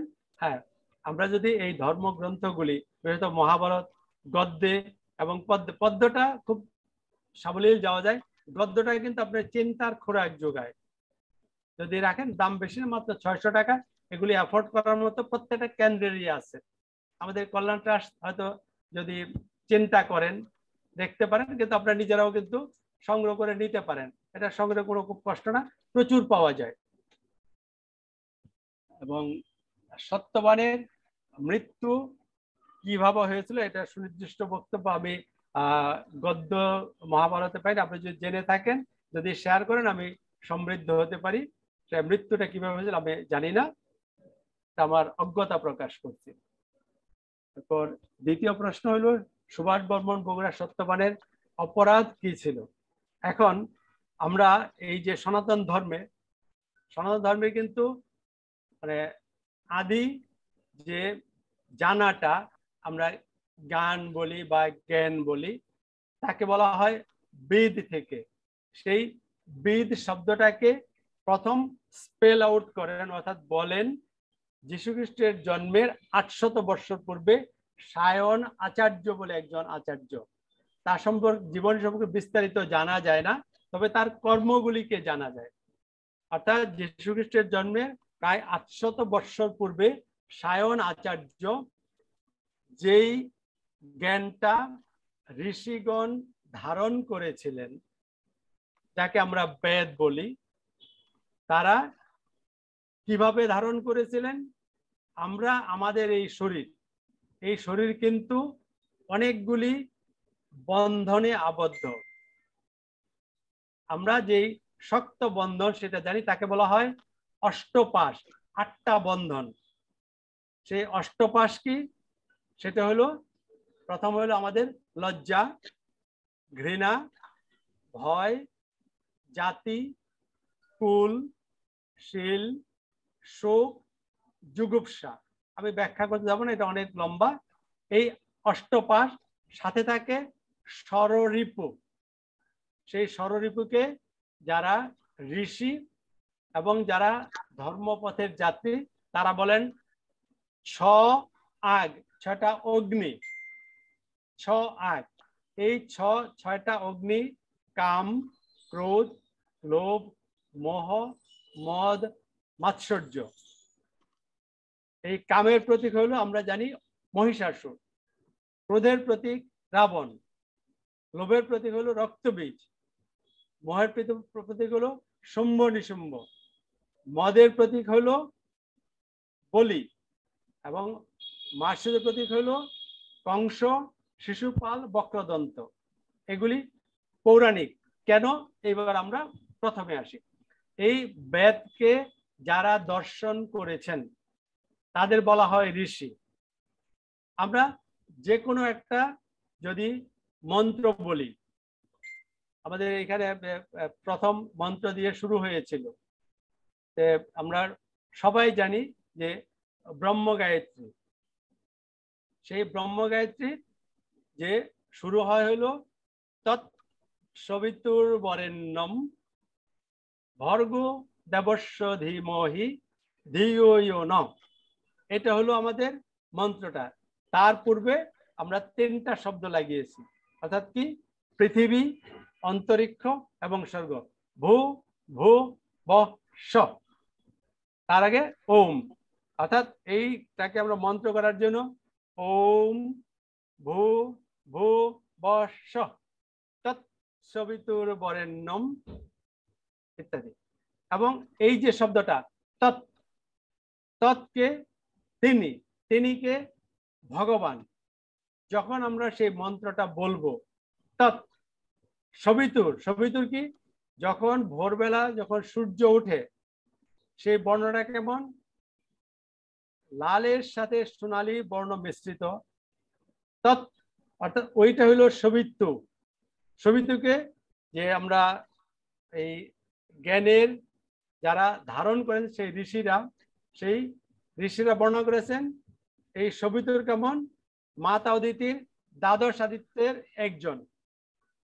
যখন আমরা বলবো তৎ সবিতুর বরেণ্যম, তখন আমাদের হৃদয়ে ভেসে উঠবে এই মহান সৃষ্টিকর্তা। উনি তো অদৃশ্যমান, উজ্জ্বল, আলোকময়। 3 ভাবে দেখা যায়। জ্ঞানের দৃষ্টিতে ভগবান সর্বব্যাপিত্ব, যুগের দৃষ্টিতে ভগবান আলোকময়, ভক্তের দৃষ্টিতে ভগবান কিন্তু রূপময়। আমরা এক একজন একভাবে, কেউ ভগবানকে বালক রূপে, কেউ ভগবানকে মাতৃরূপে, কেউ বাবা পিতা রূপে, ভিন্ন ভিন্ন বন্ধু রূপে, ভিন্ন ভিন্নভাবে ভগবানকে আমরা সেবা করে থাকি। যখন আমরা বেদের মন্ত্রটা উচ্চারণ করব তখন আমাদের হৃদয়ে ওই শব্দের অনুভূতিটা হবে। সেই অনুভূতিটা হওয়ার কথাই কিন্তু বেদে বলেছে, এবং তাকে ধারণ করার মতো আমরা সবাই সক্ষম নই। সেই সক্ষম নই বলে যেই জ্ঞানটা ঋষি ধারণ করেছেন তিনি যখন অন্যের কাছে বর্ণনা করেন, বর্ণনা করার পূর্বে তিনি একটা মন্ত্র বলে থাকেন। সেই মন্ত্রটা কি? সেই মন্ত্র হলো আমার বাক্য মনে প্রতিষ্ঠিত হোক, মন বাক্যে প্রতিষ্ঠিত হোক। হে সপ্রকাশ ব্রহ্ম, বেদের অর্থ এর সম্মুখে হাজির করতে সক্ষম হও। আমার যে বিষয় আমি দেখেছি তা যেন আমাকে ছেড়ে না যায়, এবং এই জ্ঞানের দ্বারা অন্ধকারকে আমি আলোকময় করব। এই যে জ্ঞান যিনি দিয়েছেন তিনি আমার আচার্য গুরুকে রক্ষা করুন, আমাকে রক্ষা করুন। আবার দ্বিতীয়বার বলেন গুরুকে রক্ষা করুন, আমাকে রক্ষা করুন, গুরুকে রক্ষা করুন, এবং ত্রিবিধ শান্তি হোক। এবার আমরা শ্লোকটা বলি। সেই শ্লোকটা হলো ওম বাং মে মনসি প্রতিষ্ঠিতা মনো মে বাচি প্রতিষ্ঠিতম আবিরাভির্ময়েধি বেদস্য ম আনিস্থঃ শ্রুতম মে মা প্রহাসিহি অনেনাদিতে রাহোরাত্রান সংদধামি ঋতম বদিষ্যামি সত্যম বদিষ্যামি তন্মাম অবতু তদ বক্তারম অবতু অবতু মাম অবতু বক্তারম বক্তারম। ওম শান্তি শান্তি শান্তি। অর্থাৎ ঋষিরা কিন্তু সম্পূর্ণ নৈর্ব্যক্তিক হয়ে গিয়ে বেদটাকে বর্ণনা করেন। অর্থাৎ তার যে হৃদয়ে দর্শন, সেই দর্শনটা বলে নৈর্ব্যক্তিক। কেউ কিন্তু বলেন না যে আমি এইটা করেছি, অর্থাৎ তার মাধ্যমে এসেছে কে ভগবান, তাকে এটা দর্শন করার শক্তিটা দিয়েছেন। এই যে বেদটা যিনি দর্শন করেছেন এবং যাকে বলেন তিনি যখন শোনেন সেই বেদকে আমরা জানি যে প্রথম সবগুলিকে একত্রিত করে বিন্যস্ত করেছিলেন শ্রী কৃষ্ণ দ্বৈপায়ন বেদব্যাস, এবং তার 4 শিষ্যকে 4টা বেদকে বলেছেন তোমরা ধারণ করো, প্রচার করো। এই বেদের মোট 4টা ভাগ। প্রথম হলো মন্ত্র, আমরা যে মন্ত্রটা বলেছি। দ্বিতীয় হলো ব্রাহ্মণ, অর্থাৎ ব্রাহ্মণ হলো এই মন্ত্রটাকে তিনি যেইভাবে শুনেছেন সেইভাবে ধারণ করবেন, অনুভব করবেন এবং একজনকে দিয়ে যাবেন সমগুণ সম্পন্ন, তাদের বলা হয় ব্রাহ্মণ। তৃতীয় হলো আরণ্যক। আরণ্যক হলো আমরা এই মানব সমাজে 4টা ভাগে বিভক্ত। বর্তমানে যদি আমরা আলোচনা করি, আমরা প্রথম জীবনে শিক্ষা লাভ করি, দ্বিতীয় জীবনে আমরা সংসারে আসি, তৃতীয় সংসার যখন শেষে আস্তে আস্তে নিজেদের গুটিয়ে নেই, এক পর্যায়ে আমরা যারা বুদ্ধিমান তারা সংসার থেকে সবকিছু ছেড়ে দেই। এইটাই আমাদের সনাতন তত্ত্বে বলে 4টা ভাগ: ব্রহ্মচর্য, গার্হস্থ্য, বানপ্রস্থ, সন্ন্যাস। একে বলা হয় আরণ্যক। প্রথম হলো মন্ত্র, দ্বিতীয় ব্রাহ্মণ, তৃতীয় আরণ্যক, চতুর্থ হলো উপনিষদ, অর্থাৎ সামনে বসে গুরু বলবেন, শিষ্য শুনবেন, প্রশ্ন করবেন। এটা হলো সম মেধা সম্পন্ন। আমরা যে বলেছিলাম আমারকে সহ সবাইকে সমভাবে রক্ষা করুন। দ্বিতীয় বলেছিলাম মনোমে বাচি প্রতিষ্ঠিতম, অর্থাৎ আমাদের তুল্যভাবে বিদ্যা ফল দান করুন, অর্থাৎ যে যেভাবে ধারণ করতে পারে তাকে আমরা বিদ্যাটা দান করি। যখন দেখা যায় সবাই তো সবকিছু বুঝে না, তখন তাদের জন্য কিছু গল্পের অবতারণা করা হয়। সেই গল্পের তাই এসেছে পরবর্তী পুরাণ রূপে। আমরা বিভিন্ন পুরাণ দেখি, আমরা যে ব্রহ্মবিবর্ত পুরাণ, বিষ্ণু পুরাণ, লিঙ্গ পুরাণ, বিভিন্ন পুরাণ দেখি। 18টা পুরাণে কিন্তু গল্পের উদ্দেশ্য কিন্তু একটা। আমরা যে সাবিত্রী সত্যবানের কথা বলেছি, আমরা যে কর্ম করি 3টা কথা বলেছি। প্রথম আমি মনে মনে কল্পনা করেছি আমি এটা করব, অর্থাৎ মানুষ হয়ে গেল। দ্বিতীয় হলো আমি বলে দিলাম, বাক্য হলো। তৃতীয় হলো আমি কর্ম করলাম। এই 3টা যখন একসাথে হবে তখন পূর্ণ কর্মটা হবে। যদি আমি মনে মনে করলাম, বাক্যে দিলাম, আবার বললাম যে আমি করলাম না, তাহলে কিন্তু আমি মিথ্যাচারী হলাম, আমি ধর্মে পতিত হলাম। এই কিন্তু আমাদের শিক্ষাটা যেটা বলেছে। এখন এই সত্যবানের অপরাধ কি ছিল? এখন পৌরাণিক কাহিনীগুলি যে সাজানো হয়, এক একটা কাহিনীর পূর্বে তার পূর্বজন্মে কিছু যোগসূত্র নিয়ে আসা হয়। সেই যোগসূত্রগুলি কেন এবং কিভাবে হয় সেইগুলি এই দেহধারী কিন্তু যখন মাতৃগর্ভে থাকে 8ম মাসে সেগুলি কিন্তু দেখেন। দেখার পরে কিন্তু তখন ভগবান কিছু প্রার্থনা করেন। সেই দেখাটা পৃথিবীতে আসার পর আমরা ভুলে যাই। আমরা যদি নিজেদের পরিশীলিত এবং পরিশুদ্ধ করতে পারি, যে ভগবানের কাছে প্রার্থনা করি এর ভিতরে যত অমঙ্গল সবকিছু দূরে চলে যাক, যত শুভতার ভিতরে আসুক, তখন কিন্তু আমরা দ্রষ্টা হই। দ্রষ্টা হলে তখন সে কিন্তু নির্মোহ হবে। এখন সত্যবানের সুনির্দিষ্ট কি অপরাধ ছিল আমি এখানে পাঠ করে পাই না, যদি আপনি জানেন শেয়ার করলে আমি ঋদ্ধ হব। সেটা অপরাধ সম্পর্কে বলা হয় নাই, তবে এই ঘটনা এবং গল্পের অবতারণা করে বলা হয়েছে যে এইভাবে যারা পরিচ্ছন্ন থাকেন তারা কিন্তু যে কিছু কিছু সময় নির্দিষ্ট বিধানকেও কিন্তু ব্যত্যয় করতে সক্ষম হন। যেমন যমরাজ এসেও কিন্তু তাকে ছেড়ে চলে গিয়েছিলেন। সেটা এখন এই পৌরাণিক কাহিনীগুলি আমরা যদি বর্তমানে বিজ্ঞানের যুগে কষ্টি পাথরে, অথবা আমাদের আচার্য জগদীশ চন্দ্র বসু বলেছিলেন যে বিজ্ঞান কি বলে, যেন নহে এই সেই, পরীক্ষা করে করে আমরা সেটা পাবো। হ্যাঁ, সনাতন কিন্তু তাই বলে, যা চিরন্তন, যা আমরা শুনে আসছি, আমরা কিন্তু কেউ প্রশ্ন করি না শ্রীকৃষ্ণ ছিলেন কি ছিলেন না। শ্রীকৃষ্ণ নাম নিলে ভয় দূর হয়, এটা শৈশবে বাল্যে শৈশবে শুনেছি, আমাদের মনে একটা দৃঢ় আস্থা হয়েছে। বিপদে পড়লে কিন্তু আমরা ডাকি।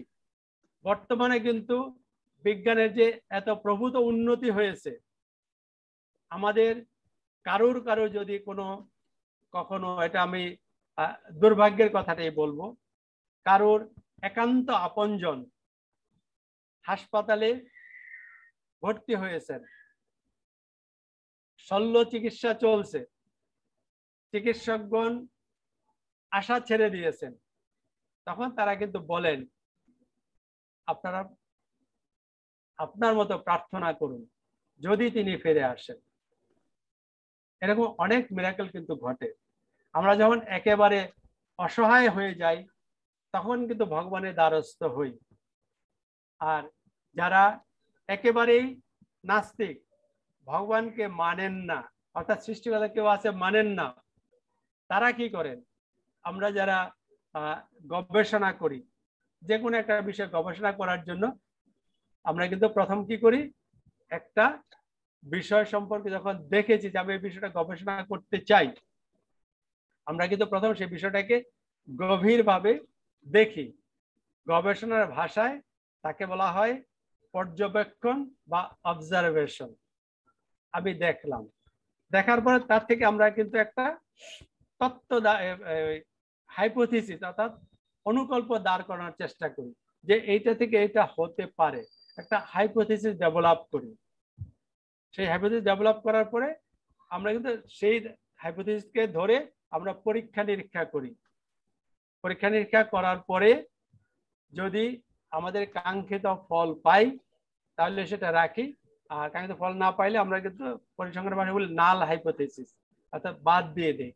আর যদি পাই তখন তাকে একটা তত্ত্বের উপর দাঁড় করাই, এবং তত্ত্বের উপর দাঁড় করে সর্বশেষে আমরা কিন্তু বলি it is law of nature. First হলো অবজারভেশন, তারপর hypothesis, experiment, theory, law of nature. এই লটাকেই যারা আস্তিক আমরা ভগবান হিসাবে মানি এবং তারই দ্বারস্থ হই। এখন আপনি যদি বলেন যে ভগবান আছেন কি নাই, আমি আপনি যে কথা বলছি, এই যে চলমান, হাত চলছে, চোখ নড়ছে, শব্দ দিয়ে শুনছি, এটা এই সনাতন দর্শন বলে এই দেহ ঘিরে যে 10টা বায়ু রয়েছে, 5টা দেহের অভ্যন্তরে, 5টা বাইরে। একদিন আলোচনা করেছিলাম, সেটা হলো প্রাণবায়ু। এই যে নাক দিয়ে বের হচ্ছে, এটা প্রাণবায়ু। এই বায়ুটা যদি ভিতরে প্রবেশ না করে তাহলে এই দেহটা কিন্তু সব হয়ে যায়। অপান বায়ু, সমান বায়ু নাভিতে, কণ্ঠে উদান বায়ু, এবং সারা শরীরে ব্যাপে হলো ব্যান বায়ু। এই 5টা দেহের অভ্যন্তরে। বাইরে এই যে আমরা চোখ বন্ধ করছি, খুলছি একটা, এরপর অনেক সময় আমরা হাঁচি দেই, আবার জমৃত দেই। জমৃত বুঝে আমরা যখন আড়মোড়া ভাঙি, আবার অনেক সময় যখন বাতাস যদি হিক্কা হয়, এই বায়ুগুলির নাম হলো চোখ বন্ধ করা, খোলা, কুর্ম। হাঁচি হইল ক্রিকর, জমৃন হইল দেবদত্ত, আর হিক্কা হইল নাগ, এবং ধনঞ্জয় হইল। এই সবগুলিকে একসাথে করে যখন এই দেহটাকে এই গৃহ থেকে শ্মশানে নিয়ে যাবে, ওই পর্যন্ত, এই দেহটাকে নিয়ে যাওয়া পর্যন্ত এই ধনঞ্জয় বায়ু সচল থাকে।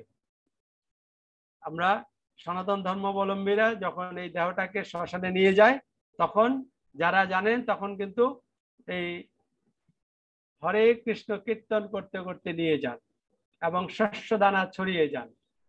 ওই কীর্তন এবং শস্য দানা ছড়িয়ে যাওয়া এই সবগুলো ফল কিন্তু ওই দেহধারী ধনঞ্জয় দেখেন, এবং ওগুলি কিন্তু তার জমা হয়। আমরা কিন্তু জীবিত শরীর এবং প্রাণবায়ু চলে যাওয়ার পরে দেহ প্রাণবিহীন শরীরটা বুঝতে পারি। অর্থাৎ ভগবানের চিৎ শক্তি আছে বলেই এই দেহ জীবিত, চলৎ শক্তি সম্পন্ন, নাই এটা সব হয়ে যায়, এটা তো আমরা বুঝি। আস্তিকরা তাকেই ভগবান বলি, ভগবানের অস্তিত্ব আছে বলেই এই দেহ সচল, কথা বলছে, হিংসা করছে, ক্রোধ করছে, ভালোবাসছে, মারামারি করছে, সবকিছু করছে। সেটাই এখন এই সত্যবানের কাহিনীর মাধ্যমে এই লোকশিক্ষার জন্য এই সাবিত্রীর পাতিব্রত্য এবং সত্যবানের সততা এবং সর্বগুণে গুণান্বিতার এই কাহিনীটার অবতারণা করা হয়েছে। তার মৃত্যুর সুনির্দিষ্ট কোনো ঘটনা আমি জানি না। আমাদের একজন প্রশ্নকর্তা বলেছেন হয়তো সর্প দংশনে মৃত্যু হয়, হতে পারে। অর্থাৎ তাকে যেইভাবে মৃত্যুর জন্য ভগবান নির্ধারিত সেইভাবে তার মৃত্যুটা ঘটে। আর আপনি, আমি সহ আমরা প্রত্যেকে কিন্তু যখন এই দেহের সর্বশেষ সময়টা চলে আসবে আমরা কিন্তু বুঝতে পারবো। এবং যারা একটু চর্চা করেন জ্ঞানী তারা কিন্তু একটু অনেক আগেই বুঝতে পারেন, যারা যোগী তারা 1 বছর আগে বুঝতে পারেন। কিছু টেকনিক জানলেই বোঝা যায় যে আপনার মৃত্যু কতদিন পরে হবে, আপনি কিভাবে মৃত্যুবরণ বুঝতে পারবেন। সেগুলি আমরা ওই চর্চায়, কারণ আমাদের ওই রকম মেধা নাই এবং আমাদের ধারণ করার মতো সেই শক্তি আমরা থাকলেও ব্যয় করে ফেলি। কারণ আমাদের ক্রোধ এমন একটা বিষয়, আমরা কিন্তু এখনো কিন্তু যে দুর্বাসা যে অভিশাপ দিতেন, এখনো কিন্তু আমরা অভিশাপ লাগবে।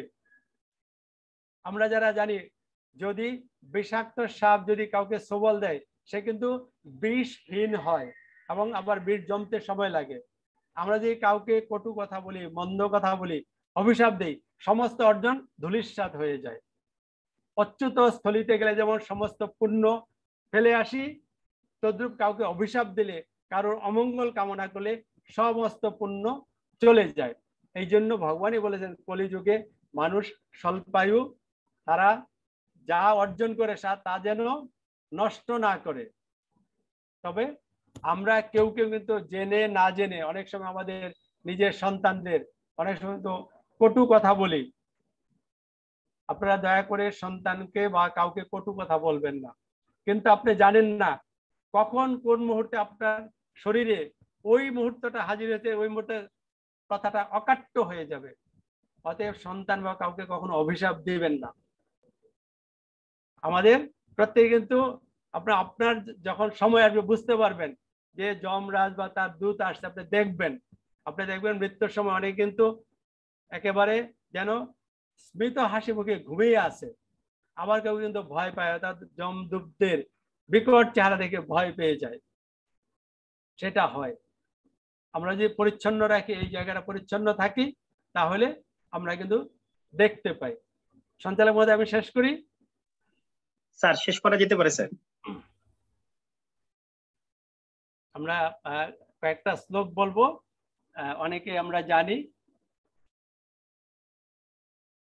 ওম কৃষ্ণম নারায়ণম মধ্যে কৃষ্ণম বন্দে ব্রজ প্রিয়ম কৃষ্ণম দ্বৈপায়নম বন্দে কৃষ্ণম বন্দে পৃথাসুতম সচ্চিদানন্দ রূপায় বিশ্বৎপত্তাদি হেতবে তাপত্রয় বিনাশায় শ্রীকৃষ্ণায় বয়ম নমঃ। নাম সংকীর্তনম যস্য সর্ব পাপ প্রণাশনম প্রণামো দুঃখ সমনস্তম নমামি হরিম পরম। কৃষ্ণ প্রাপ্তিকরম শশত প্রেমানন্দ ফলপ্রদম শ্রীমদ ভাগবতম শাস্ত্রম কলৌ কিরণ ভাষিতম। ওম নমো বৃন্দায় তুলসী দেব্যৈ প্রিয়ায় কেশবস্য চ বিষ্ণু ভক্তি প্রদে দেবী সত্যবত্ত নমো নমঃ। তপ্ত কাঞ্চন গৌরাঙ্গীম রাধে বৃন্দাবনেশ্বরী বৃষভানুসুতম দেবী তম প্রণমামি হরিপ্রিয়ে। বংশাকল্পতরুভ্যশ্চ কৃপা সিন্ধুভ্যেব চ পতিতানাং পাবনেভ্যো বৈষ্ণবেভ্যো নমো নমঃ। নীলাচল নিবাসায় নিত্যায় পরমাত্মনে বলভদ্র সুভদ্র বাম জগন্নাথায় তে নমঃ। ভজ শ্রীকৃষ্ণ চৈতন্য প্রভু নিত্যানন্দ শ্রী অদ্বৈত গদাধর শ্রীবাসাদি গৌর ভক্তবৃন্দ। হরে কৃষ্ণ কৃষ্ণ কৃষ্ণ হরে হরে, হরে রাম রাম রাম হরে হরে। ওম নমো ব্রহ্মণ্য দেবায় গো ব্রাহ্মণ হিতায় চ জগদ্ধিতায় কৃষ্ণায় গোবিন্দায় নমো নমঃ। শ্রীকৃষ্ণ হৃদয়ম গীতা সংসার মলনাশিনীম জানম ভক্তি মুক্তিদাত্রীম গীতা দেবীম নমস্তুতে। ওম কৃষ্ণায় বাসুদেবায় হরে পরমাত্মনে প্রণত ক্লেশনাশায় গোবিন্দায় নমো নমঃ। হে কৃষ্ণ করুণা সিন্ধু দীনবন্ধু জগৎপতে গোপেশ গোপিকা কান্ত রাধাকান্ত নমস্তুতে। তদীয়ং বস্তু গোবিন্দ তুভ্যমেব সমর্পয়ে, তেন তদঙ্ঘ্রি কমলে রতিম যচ্ছ শাশ্বতীম। সমবেত জুম সভায় যোগদানকারী যারা সবাই, সকলকে প্রণাম জানিয়ে আমি আমার বক্তব্য শেষ করছি। আপনাদের সকলের উদ্দেশ্যে প্রণাম এবং ধন্যবাদ। সবাই ভালো থাকবেন। ধন্যবাদ, প্রণাম। নমস্কার, শুভরাত্রি। আমরা অত্যন্ত একটি মনোমুগ্ধকর প্রশ্নোত্তর পর্ব উপভোগ করছিলাম এতক্ষণ যাবৎ। আলোচনার চেয়ে আমার কাছে প্রশ্নোত্তর পর্বটি বেশি হৃদয়গ্রাহী মনে হয়েছে। খুবই আলোড়িত করেছে আমাকে, ভালো লাগছে। আমরা স্যারকে বিভিন্ন সময় আমন্ত্রণ জানাই। আজকে আলোচনা জেনে, ওনার আলোচনা থেকে আমরা আমাদের অন্যতম প্রধান শাস্ত্র মহাভারত সম্পর্কে যে জ্ঞান লাভের সুযোগ পাই, তাতে আমরা দিন দিন সমৃদ্ধ হচ্ছি। আমরা আমাদের জ্ঞান ভান্ডার সমৃদ্ধ হচ্ছে, যা জনকল্যাণে এবং সমাজ জীবনে আমার বিশ্বাস আমরা কাজে লাগাতে পারবো, এই প্রত্যাশা ব্যক্ত করছি। আজকের সবাই কে যারা সংযুক্ত রয়েছেন আজকের আমাদের ধর্মসভায়, তাদের সবাইকে নমস্কার এবং প্রণাম জানাচ্ছি। এবং মুখ্য আলোচক ডক্টর দিলীপ কুমার শর্মা স্যারকেও আন্তরিক ধন্যবাদ জানাচ্ছি হিন্দু ধর্মীয় কল্যাণ ট্রাস্টের পক্ষ থেকে। আগামীতে আমরা আমন্ত্রণ জানাবো, স্যারকে আমরা পাবো আমাদের মাঝে, এই প্রত্যাশা ব্যক্ত করছি। এবং যারা কষ্ট করে এতক্ষণ যাবৎ আমাদের ধর্মসভায় সংযুক্ত রয়েছেন, আমাদের সাবেক প্রকল্প পরিচালক অতিরিক্ত সচিব শ্রী রঞ্জিত কুমার দাস মহোদয়, professor doctor Dipak Lal Banik New York থেকে যুক্ত রয়েছেন, Sushanta Mahato charge officer zonal settlement office Pabna সহ আরো অন্যান্য ভক্তবৃন্দ সংযুক্ত রয়েছেন আমাদের মাঝে। তাদের সবাইকে হিন্দু ধর্মীয় কল্যাণ ট্রাস্টের পক্ষ থেকে আন্তরিক অভিনন্দন, ধন্যবাদ এবং কৃতজ্ঞতা জানাচ্ছি। আপনারা আগামীতেও ঠিক একই নিয়মে রাত 8টায় আমাদের সাথে সংযুক্ত থাকবেন, এই প্রত্যাশা জানিয়ে আবারও নমস্কার এবং প্রণাম জানিয়ে আমি আমার কথা বলা শেষ করছি। ধন্যবাদ সবাইকে। ধন্যবাদ স্যারকে। কর্কশ্বরে কথা বলো না, তিক্ত কথা যেন মুখ ফসকে বেরিয়ে না যায়, এটি বলা হয়েছে আমাদের যজুর্বেদে। সম্মানিত ভক্তমণ্ডলী, আমাদের আজকের আলোচক মহোদয় যথার্থই বলেছেন, আমরা মিষ্টভাষী হব, আমরা তিক্তভাষী হব না, সুন্দরভাবে কথা বলবো এবং কাউকে অভিশাপ দিব না, সকলকে যাতে সুবচন শোনাইতে পারি সে আশাটা আপনাদের সকলের প্রতি আমরা রাখছি। আমরা সকলকে সমানভাবে ভালোবাসবো। সম্মানিত ভক্তমণ্ডলী, আমরা অনুষ্ঠানে একদম শেষ পর্যায়ে পৌঁছে গেছি। এ পর্যায়ে দেশ ও জাতির মঙ্গল কামনায় সমবেত প্রার্থনা পাঠ করার জন্য বিনীতভাবে অনুরোধ করছি দীপা মহন্ত, গীতা শিক্ষক, শ্রী শ্রী বুড়া কালী মাতা মন্দির, নওগাঁ সদর। দীপা মহন্তকে সমবেত প্রার্থনা পাঠ করার জন্য বিনীত অনুরোধ করছি। নমস্কার। ওম তৎসৎ। যার যার ইষ্ট নাম মনে মনে জপ করুন। ওম গুরুর ব্রহ্মা গুরুর বিষ্ণু গুরুর্দেব মহেশ্বর গুরুরেব পরম ব্রহ্ম তস্मै শ্রী গুরবে নমঃ। ওম হে কৃষ্ণ করুণা সিন্ধু দীনবন্ধু জগৎপথে গোপেশ গোপিকা কান্ত রাধাকান্ত নমস্তুতে। দেদীপ্যমান ব্রহ্ম জগতীশ্বর আচার্য দ্রষ্টা পুরুষ ঋষি হৃদয় দীপ্তিমান দেবতা সর্বপ্রাণ পোষণ প্রদয় বায়ু স্থায়িত্ব বিনাশক মৃত্যু সর্বপরিব্যাপ্ত বিষ্ণু জ্ঞান প্রদায়ক অগ্নি এবং সর্বদেবময় সদ্গুরুকে প্রণীল প্রণিপাতে নমস্কার ও প্রণাম করছি।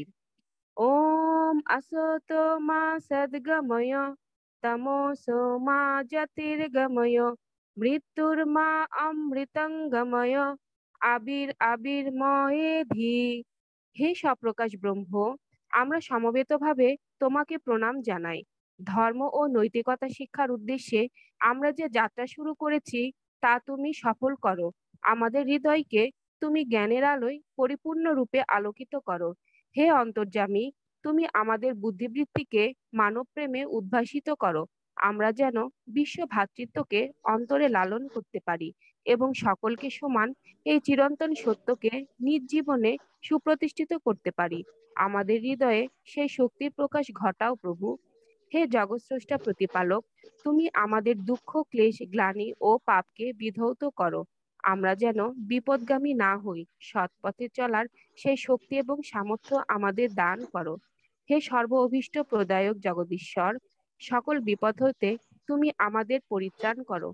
তোমার সৃষ্ট কোনো জীব যেন অবুঝ না থাকে, তুমি অন্যরূপে তাদের গৃহে আবির্ভূত হও।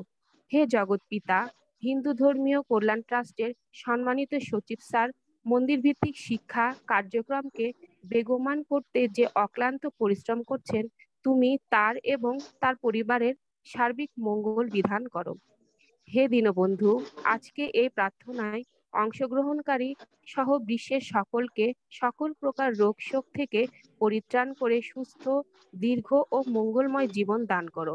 হে প্রভু, তুমি আমাদের এই ভক্তিপূর্ণ প্রার্থনা গ্রহণ করো। ওম সর্বেসাং মঙ্গলং ভুয়াৎ, সর্বে সন্তু নিরাময়া, সর্বে ভদ্রাণি পশ্যন্তু, মা কশ্চিৎ দুঃখ ভাগ ভবেৎ।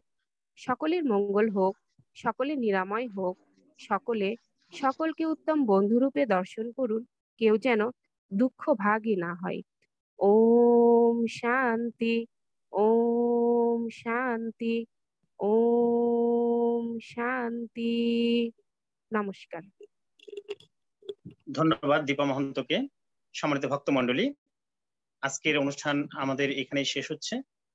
সকল ভক্তবৃন্দকে বিনীত অনুরোধ করব, আপনারা আবারও আগামী রবিবার রাত্রি 8টা থেকে 9:30 আমাদের এই আয়োজন, নিত্য আয়োজন নিয়মিত চলমান। আপনারা সকলে আমন্ত্রিত। সকলে ভালো থাকবেন, সুস্থ থাকবেন। সকলকে নমস্কার।